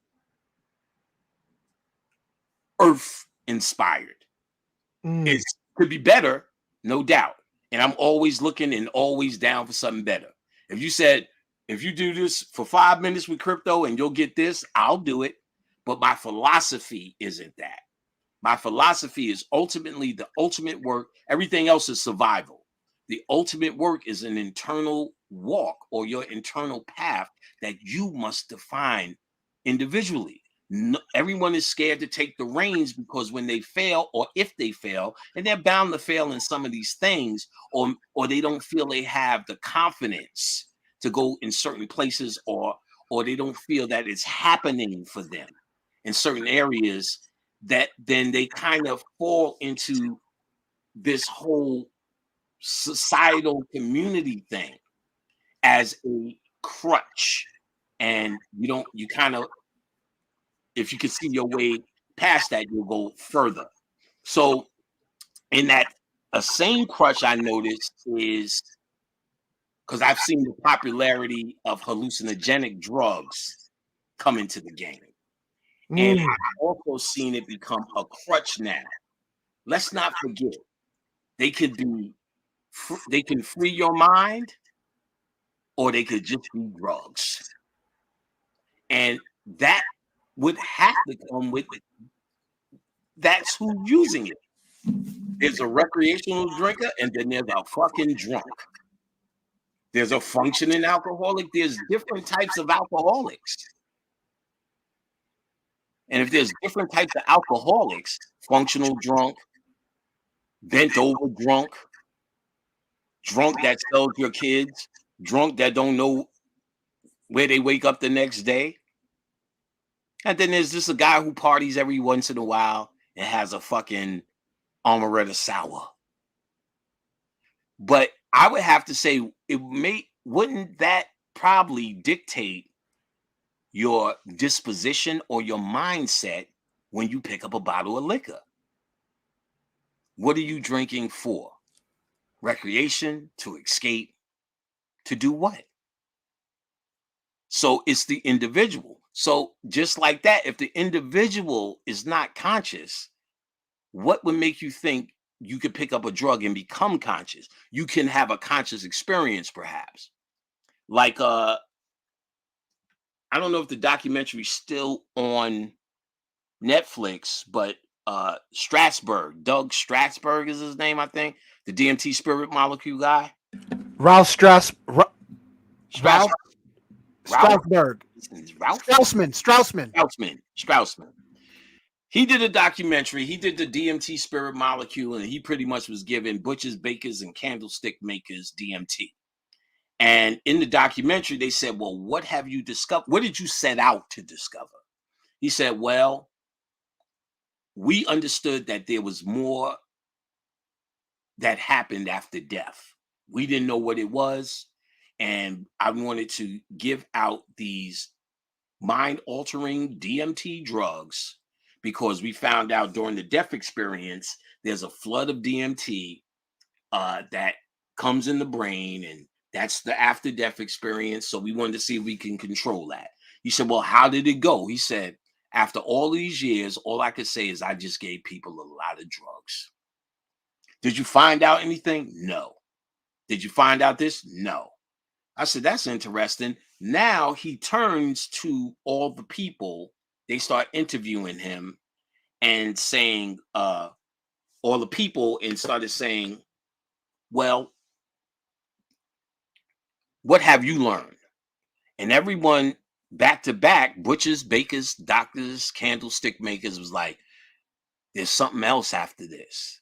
I seen lights. I seen this. Everyone had a different experience, even though on ayahuasca, they say you have the same experience.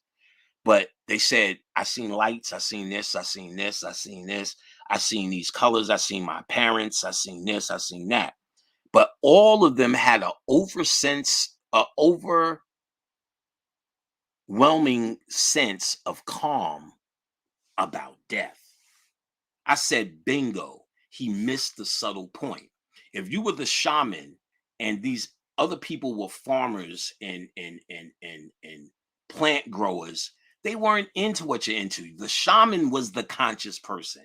The shaman was the studier. So the shaman would dispense these because if a regular human being is no longer scared of death, life is a fucking cinch. But the Egyptians studied nothing but death because that is the greatest tool white people have against our black ass, the fear of death. Facts.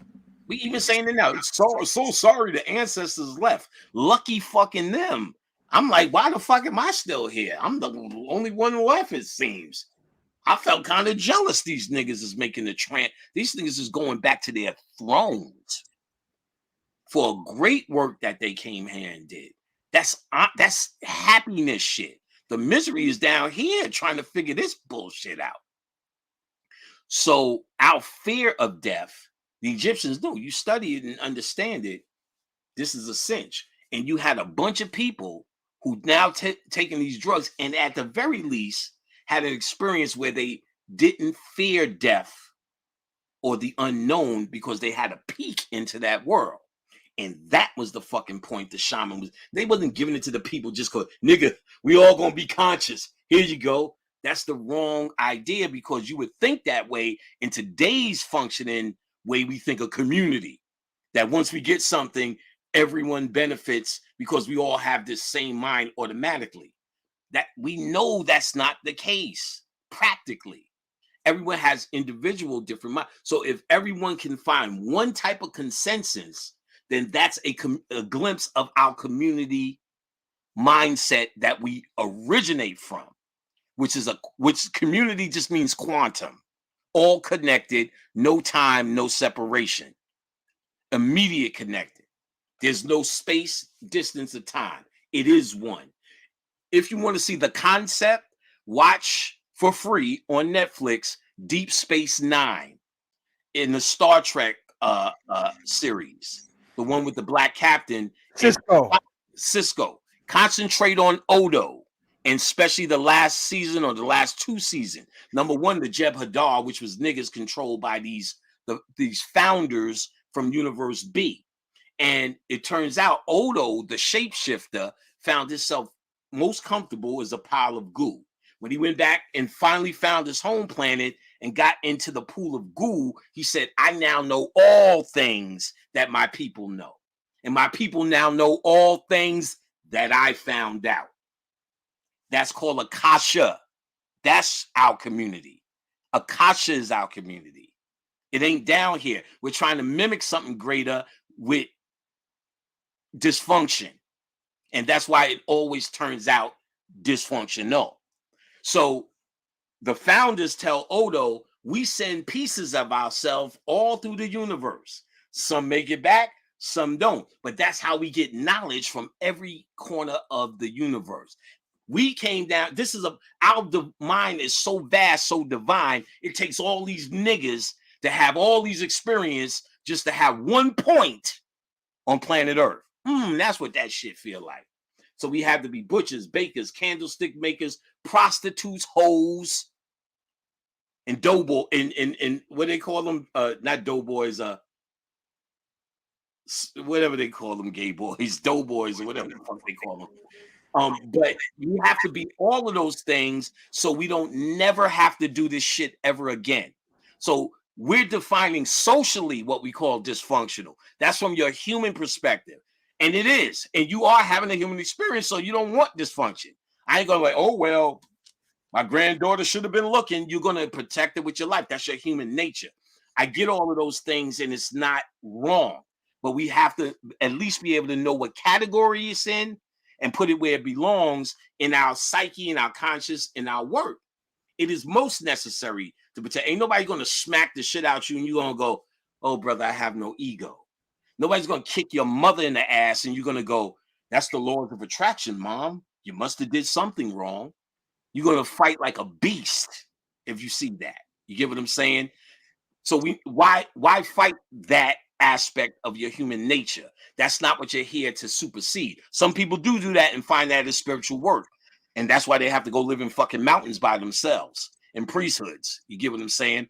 Or totally, like in India, they'll just totally leave society, live on the street and beg in the name of Shiva and get paid for doing it because they understand they're on a spiritual path. And some of them don't even wash because they considered washing off the bacteria as killing and kills bad karma. So how far niggas really want to go with this? You get what I'm saying?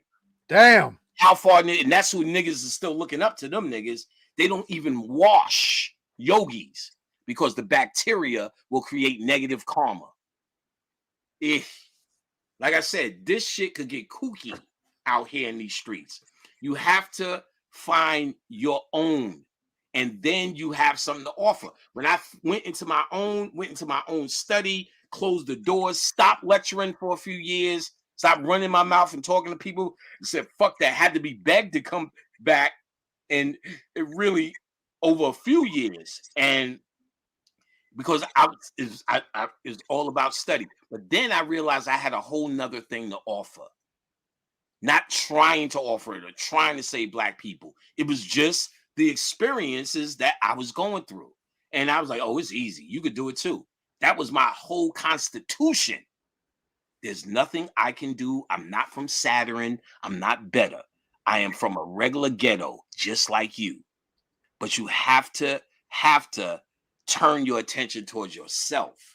And then ironically, you actually have something to offer a community. What does niggas have to offer a community? Fucking saying hotep and putting your fucking fist on your chest? What you have to offer a community? I can make Black babies. So can Christians. You follow what I'm saying? It's nice. And I love hanging out with the gods. When I go to lectures, barely want to leave because the energy is there. But I understand its place. It's not what consciousness is. It's an extension of consciousness. And of course, you want to be with like-minded humans to a certain extent. But ultimately, there's a bigger picture that we should be working on. That's a quantum consciousness. And that exists in your heart. That's never left. That's why you can see a mother of any caliber and find compassion because you have one. A daughter and find compassion because you have one. A son and see he's hurting and find compassion. And just when I start telling myself I'm elevating past the baby, my fucking son has a granddaughter and you're fucked up in square one. There are tricks here to keep your ass locked in this motherfucker. Locked in the mentality of humanity. That's your true slavery, bro. That's your true slavery. Not what you do here. The fact that you are a human being and your human consciousness, which is considered the most foul thing in the universe. Human thought. Your egotistical mindset. Your me. The 7 little fucking needs that you need to feel wanted. To feel like your words are being heard. To feel loved. All of those pitiful things which you are the manifestation of. You're just under the illusion that you're not. And that's the great trickery of this place that you're here to overcome. To find the truth in you. That's what you're here to find. The truth in you. Now, the hallucinogenics can help along that path. But if you're not a truth seeker, then don't be a lazy motherfucker. Because drugs will not do it for you. Nothing will do it for you. The first thing I said, because I made a concoction of a herb pack early on. It's an institution, and it's been helping people with their meditation. I can go through a laundry list and used to of all the shit it did. Pineal gland activation. People sleep better. People stop smoking cigarettes. People smoke more weed. People smoke less weed. One nigga told me he got up and walked out of a wheelchair. I'm like, nigga, that's a lot of pressure. So, I'm gonna say that as but I've always said from day one, it is not going to save you. It only becomes a tool if you're doing any kind of a work. Don't do it before work. Meditate. It's a for meditation is help you to stop with the chatter, is helping you to get into a zone because you're doing a work, which starts with meditation. The meditation is step one because that's when you start looking internally inside of yourself. You want to have your whole goal is to have aha moments. That's you finding light. That's you having that moment. That's all you should be fiending for that. The Beatles started meditating with this guru back in the 60s, whenever the fuck they were the Beatles. And Ringo, the stupid one, said, "Excuse me, sir. I keep waking up in the middle of the meditation because I keep hearing all these songs in my head each time I meditate." And the guru said, "You stupid motherfucker. That's the point. Go get a pen." Because you think we're supposed to meditate for this long period of time and be going, "Oh, me that." It's not that. I've showed people how you could just meditate with earphones on. Put on music, close your eyes, and just zone. Is see yourself on the stage, either doing the song or at the concert on the stage with Rakim or whoever the fuck you like. Nicki Minaj or Wheezy, whoever you like, see yourself in that moment and with them performing as the song goes on. And what it does, just like the apple, it puts you in the moment because you're trying to get into the moment with meditation, not zone out.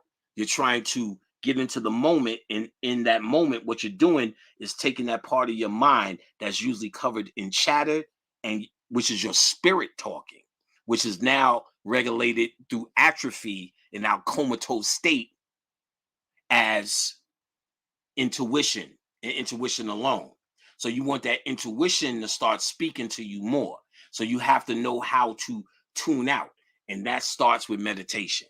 Then the second thing you start after you feel you have a grasp on some form of meditation is, and that's for you to decide, but do it with confidence. Because I see what shatters most people from that path is their lack of confidence. Their lack of confidence when they do it. Know that you're doing it. Say that you're doing it. Accept that you're doing it. Close your eyes. Think of a simple thing, an apple, then move to a banana, then move to a bite. Then think of your grandmother's house or a house that you go to often. Detail the bathroom, the smell, the taste, the dot, the dot. Do the meditation. Go to your grandfather's house. Go to your mother's house, your childhood houses, your grandmother's house. Talk to your grandmother when you go through that detail of walking through her door. Knock on the door. That's waking up the ancestors. Visualize as much as you can. Then the next thing you want to get into is astral traveling. Astral traveling is a form of meditating yourself to sleep where you become conscious or you naturally become lucid in the dream world. And then you retain more of what your subconscious mind talks to you in without inhibitions, because that's what a dream is. A dream is a series of symbols, and I told you your subconscious mind speaks, talk. Well, your subconscious mind receives symbols, trauma, and repetition as programming, and it speaks in the form of symbols. That's your ancient language. We used to talk with our pineals and just flash symbols. Then it became click talk because what the click was doing was not a language. It was activating the pineals that were getting smaller. Mwah, mwah, mwah. So you were activating this to send images. And then when the images stopped, you started sending vowel sounds. A, I, O, U. That's right. And then those were the divine words. You had to hide the divine words. So it became contractions. Netar, ekar, sekar, katar, because you was hiding the fucking contractions. All of this was about pineal activity. You feel me? So that you can get that pineal big again, but you got to shoot light into it. So you start with meditation, astral traveling, and then what you'll start, and then at the same time, that chakra work that I talk about, which should be centered in the heart.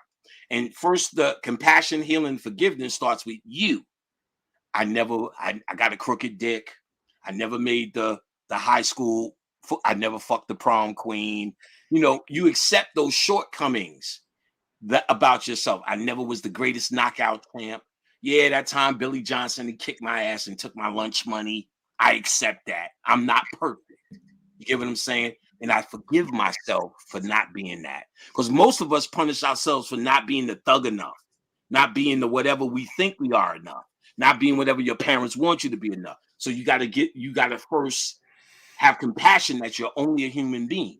If you're trying to transcend humanity, then of course the first person you need to forgive is your own humanity for its shortcomings and and whatever you did not see, whatever offenses that you can't even apologize for, that you're embarrassed about, to let him go.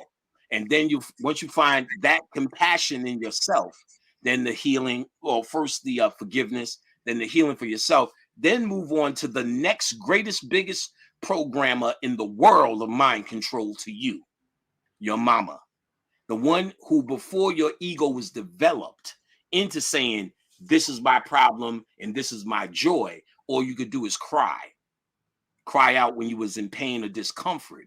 And that one person that was there to tell you how to do it, how to eat, whether she picked you up a lot, picked you up not enough, breastfed you a lot, or breastfed you at all, gave you a little titty, not enough titty, hugged you enough, walked you in the park, did you have a dad? All of these things are developing a character that you can't see. And in your consciousness, that's the character that you're here to deal with. The hidden self, the hidden nature of what you are, that which is not visible to you. That's the dark side of magic that they talking about. Ain't no special spooky whatever. The symbols become Baphomet in the spooky shit because it's trying to talk to something more complex in the subconscious. And there was a time Kali was scary until we grew up on Freddy Krueger. You get what I'm saying? It's not scary anymore because we're used to more ridiculous things, Jeepers Creepers and shit like that. But there was a time Kali was menacing. It was a time the Goetia were menacing because they were they were different animals put together. Frog with deer legs. You was like, oh, that's frightening. Now that shit is just Chinese food. Follow what I'm saying? This is regular Chinese food. So the point I'm saying is that it's nothing to do with good or evil. It has everything to do with dark versus light, which is still not good or evil, just different polarities. So the dark or the negative polarity is pulling in. That's what's inside. Positive polarity, that's why I'm positive. I'm a light being. That's what's outside. So you act positive. Yes, beloved, I love you. I'm a light being. We're light guys. I love you. I love you. You're a black man, so I love you. Hotep. That's all outside. But internally, I hate that nigga. Why that nigga wearing that stink ass oil again? Here you go with them fucking kente cloth shoes. You saying all that shit in our mind. You can front all you want. But that's how we think. That nigga breath be stinking. Here he come with that hug shit. And here he come with that sweat. We saying that internally. So in other words, there's a different reality inside than we project. That dualistic nature of Earth is what you're now confronting yourself with as a conscious person. That when you're saying this community thing, you cannot, because the nature of a community is to show light to each other. Not to deal with that which we don't want to deal with, but to try to deal with that shit of social behavior. Brother, I love you. Why? Because you're a black man. I love you, sister. Why? Because you're just the queen of it. Oh, God damn it. Like, I hate this bitch. This bitch ain't gonna be no ass, no nothing. I've been through it all. I've been through the phase of when niggas first got on Facebook conscious. And all these chicks hit me later. He had a fez on, and he still act like a nigga from the club. I was like, duh. Niggas put on fezzes, and they caught so much hotep pussy in the beginning. See, chicks ain't going for that shit now. But before, remember, they at the club, they getting fucked over by these idiots. Then they see a nigga got his shit tasseled to the side. Oh, sister, you are the sweet nectar of the Niles that falls off the cassava. It's within your breast have fed nation, sister. Oh, I'm gonna give this nigga some pussy, god damn it. He ain't like the rest. And the chick tell me he drunk in the corner with a gun in his hand in a fez. I'm like, hey. And that was the hustle then. Because it's easy to tell people who are looking for something whatever the fuck they want to hear. If your conscious work was designed to protect you, because I don't know what you're here to look for, and you don't have to tell me. You're supposed to know what you're here to look for. There's general things I tell you, but there's things personal to me that will never be in the book and never discussed here. Khadijah could tell you all about it because that's who's supposed to. She's the feminine reflection of me, soulmate. She gets to tell me my strides of improving, hats go off. She's able to show me for my divine embodiment happening through her, the feminine soulmate. And that's the lesson. And those things are always personal and should be personal. Communal things are exactly that, communal thing. And there's nothing wrong. Let me be clear on that. If that's what you want and that's what you need, because I know some people got jerked with their family. You know what I'm saying? We had a jerky family. My sister's been looking for a community or family to fulfill that since we were 9 years old and went to foster homes, trying to fulfill that. And so there's nothing wrong, and she's not wrong for that. There's a genuine need for that. But again, when it becomes a crutch or people use that, then, I speak on it. But if they still choose to, I'm not going to fight anybody or argue anybody. Knock yourself out.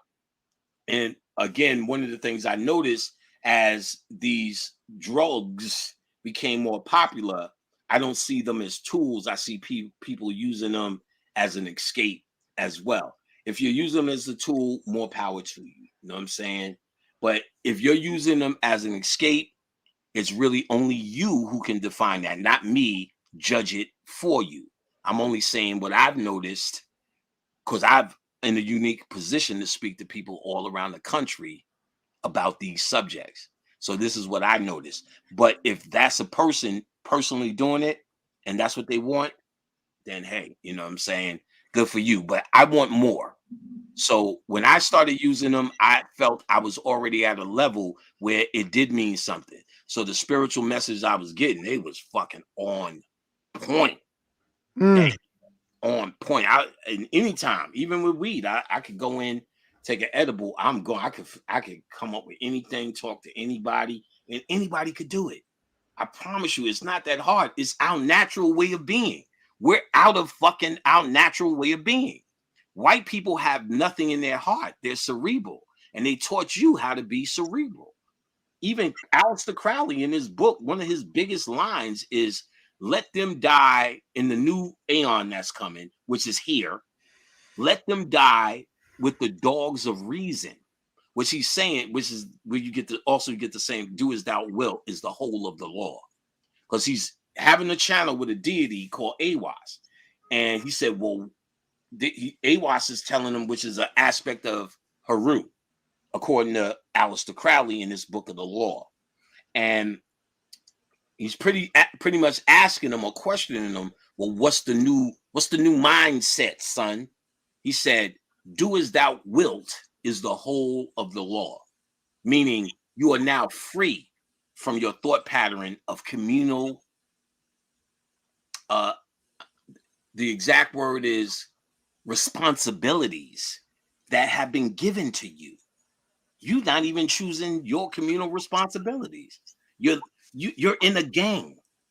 You're conforming to something that someone told you these are the rules. That is anti-conscious if I ever heard it. Consciousness was about freeing your mind. Shit, they even said it in the Matrix. So you tell me, I've seen this community firsthand. Who's free? They're doing whatever the standard is. They can't. When have you heard a nigga in the community say, you know something? I love GMO. Right. See this fucking silence?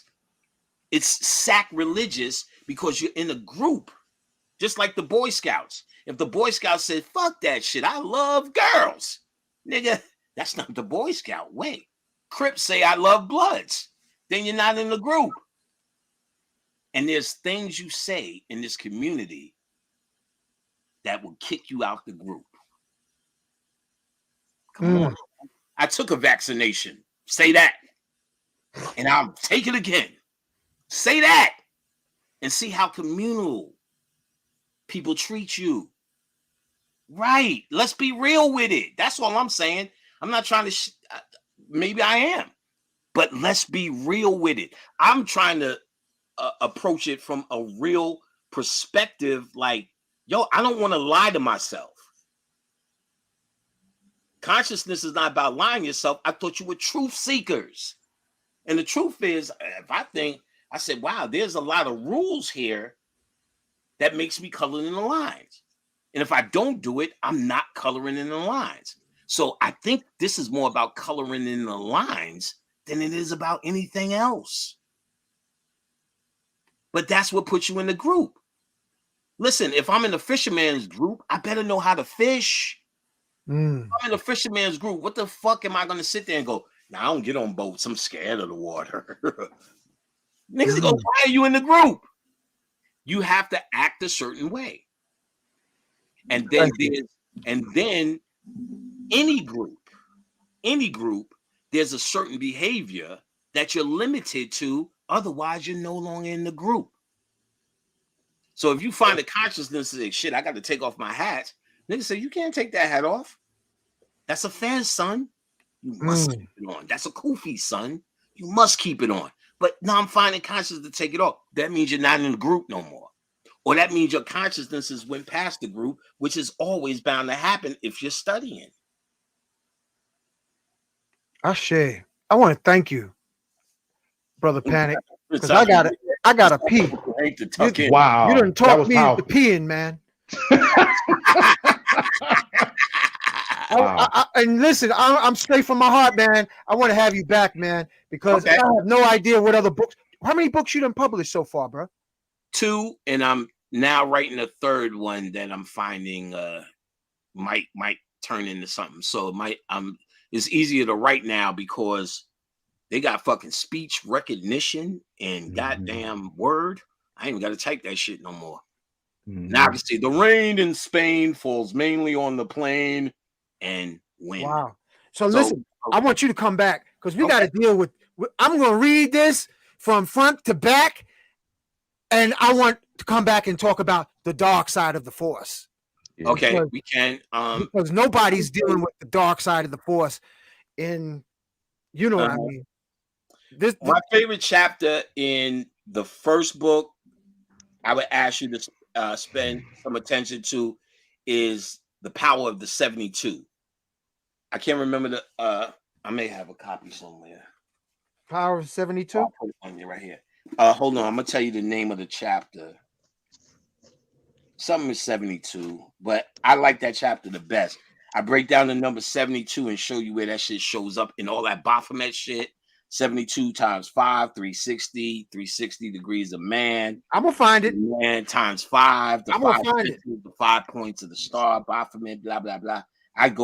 It was real channeled information. So hold on, let me find it. It's in here. I'll just look at the chapter. I'm gonna find it. Yeah, it's in there. It's clearly marked. Yeah. It's called Chapter 6, The Magic of the 72 on page 277. All right, so I'm gonna mark it right now. 277. Out of that, yeah.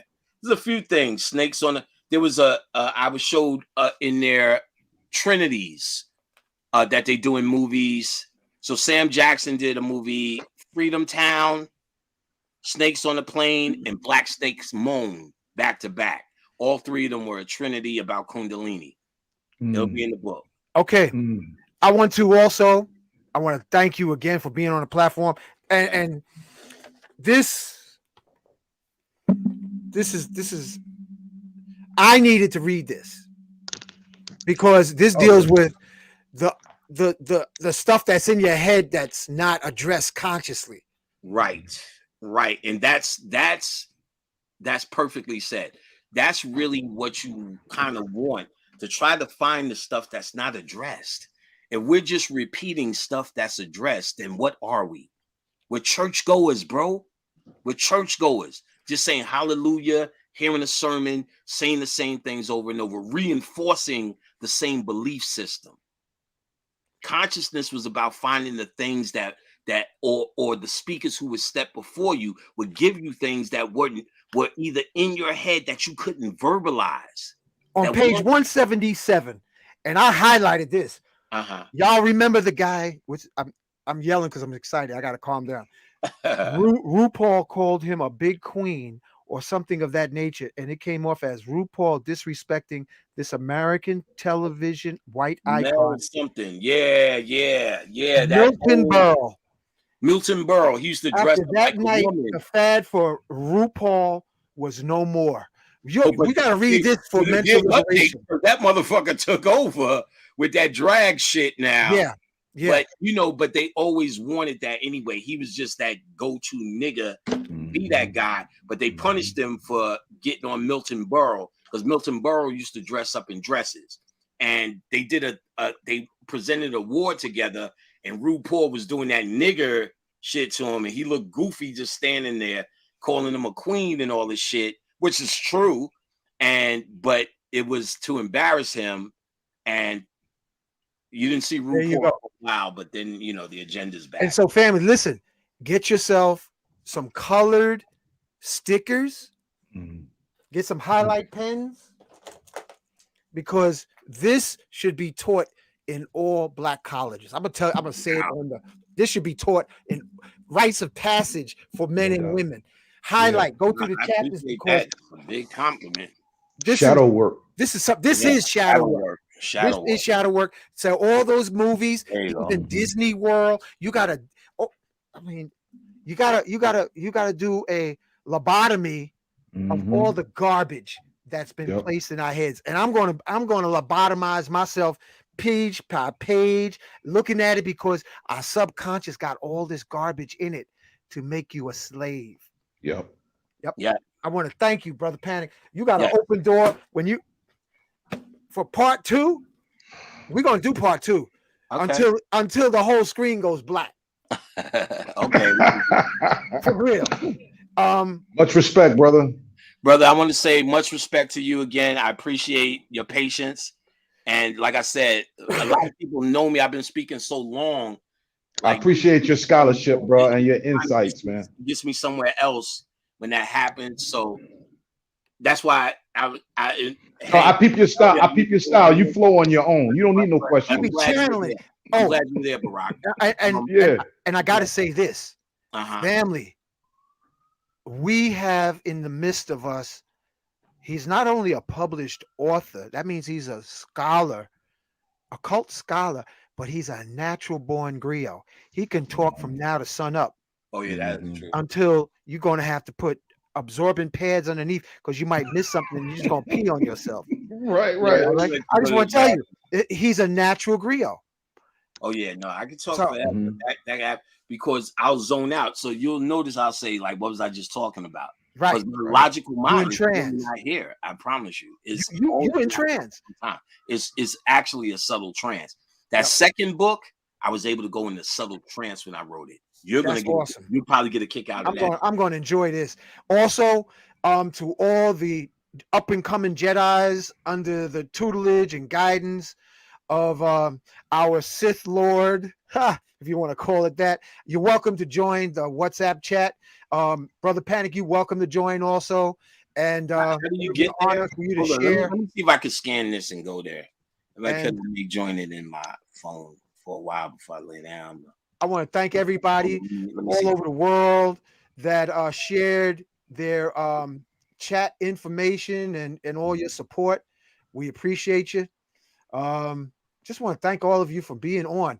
And tomorrow we're going to have, you got it, Panic? Yes, I got it. Yes, I got it, bro. Okay, tomorrow we're going to have Sheikh Sufi on 8:00. Mystical Secrets of Allah. Oh, wow. All right. But when I gotta go pee tomorrow, I'm gonna go pee. All right, brothers. Brother Panic, I want to thank you again. Nice to meet you, Baraka. Thank you again. Peace, bro. I want to thank all the family from all over the globe, because it's really beautiful seeing how far the word is literally spread. I mean, Brother Panic, they were everywhere. They came from everywhere. Mm-hmm. Oh yeah, everywhere, and it was amazing. Always will. Thank you. I'm looking for. I'm coming out of trance. I got to figure out my own screen here. All right. There it is. Over and all right, out. y'all. Night, night. Peace. Peace. Say often, yes, I am. Supreme shield of protection surrounding me. Yes, I am. Yes, I am remembering all I was born to do. Yes, I am. Take hold of your crystal, which will magnify your I am affirmations at least 600%.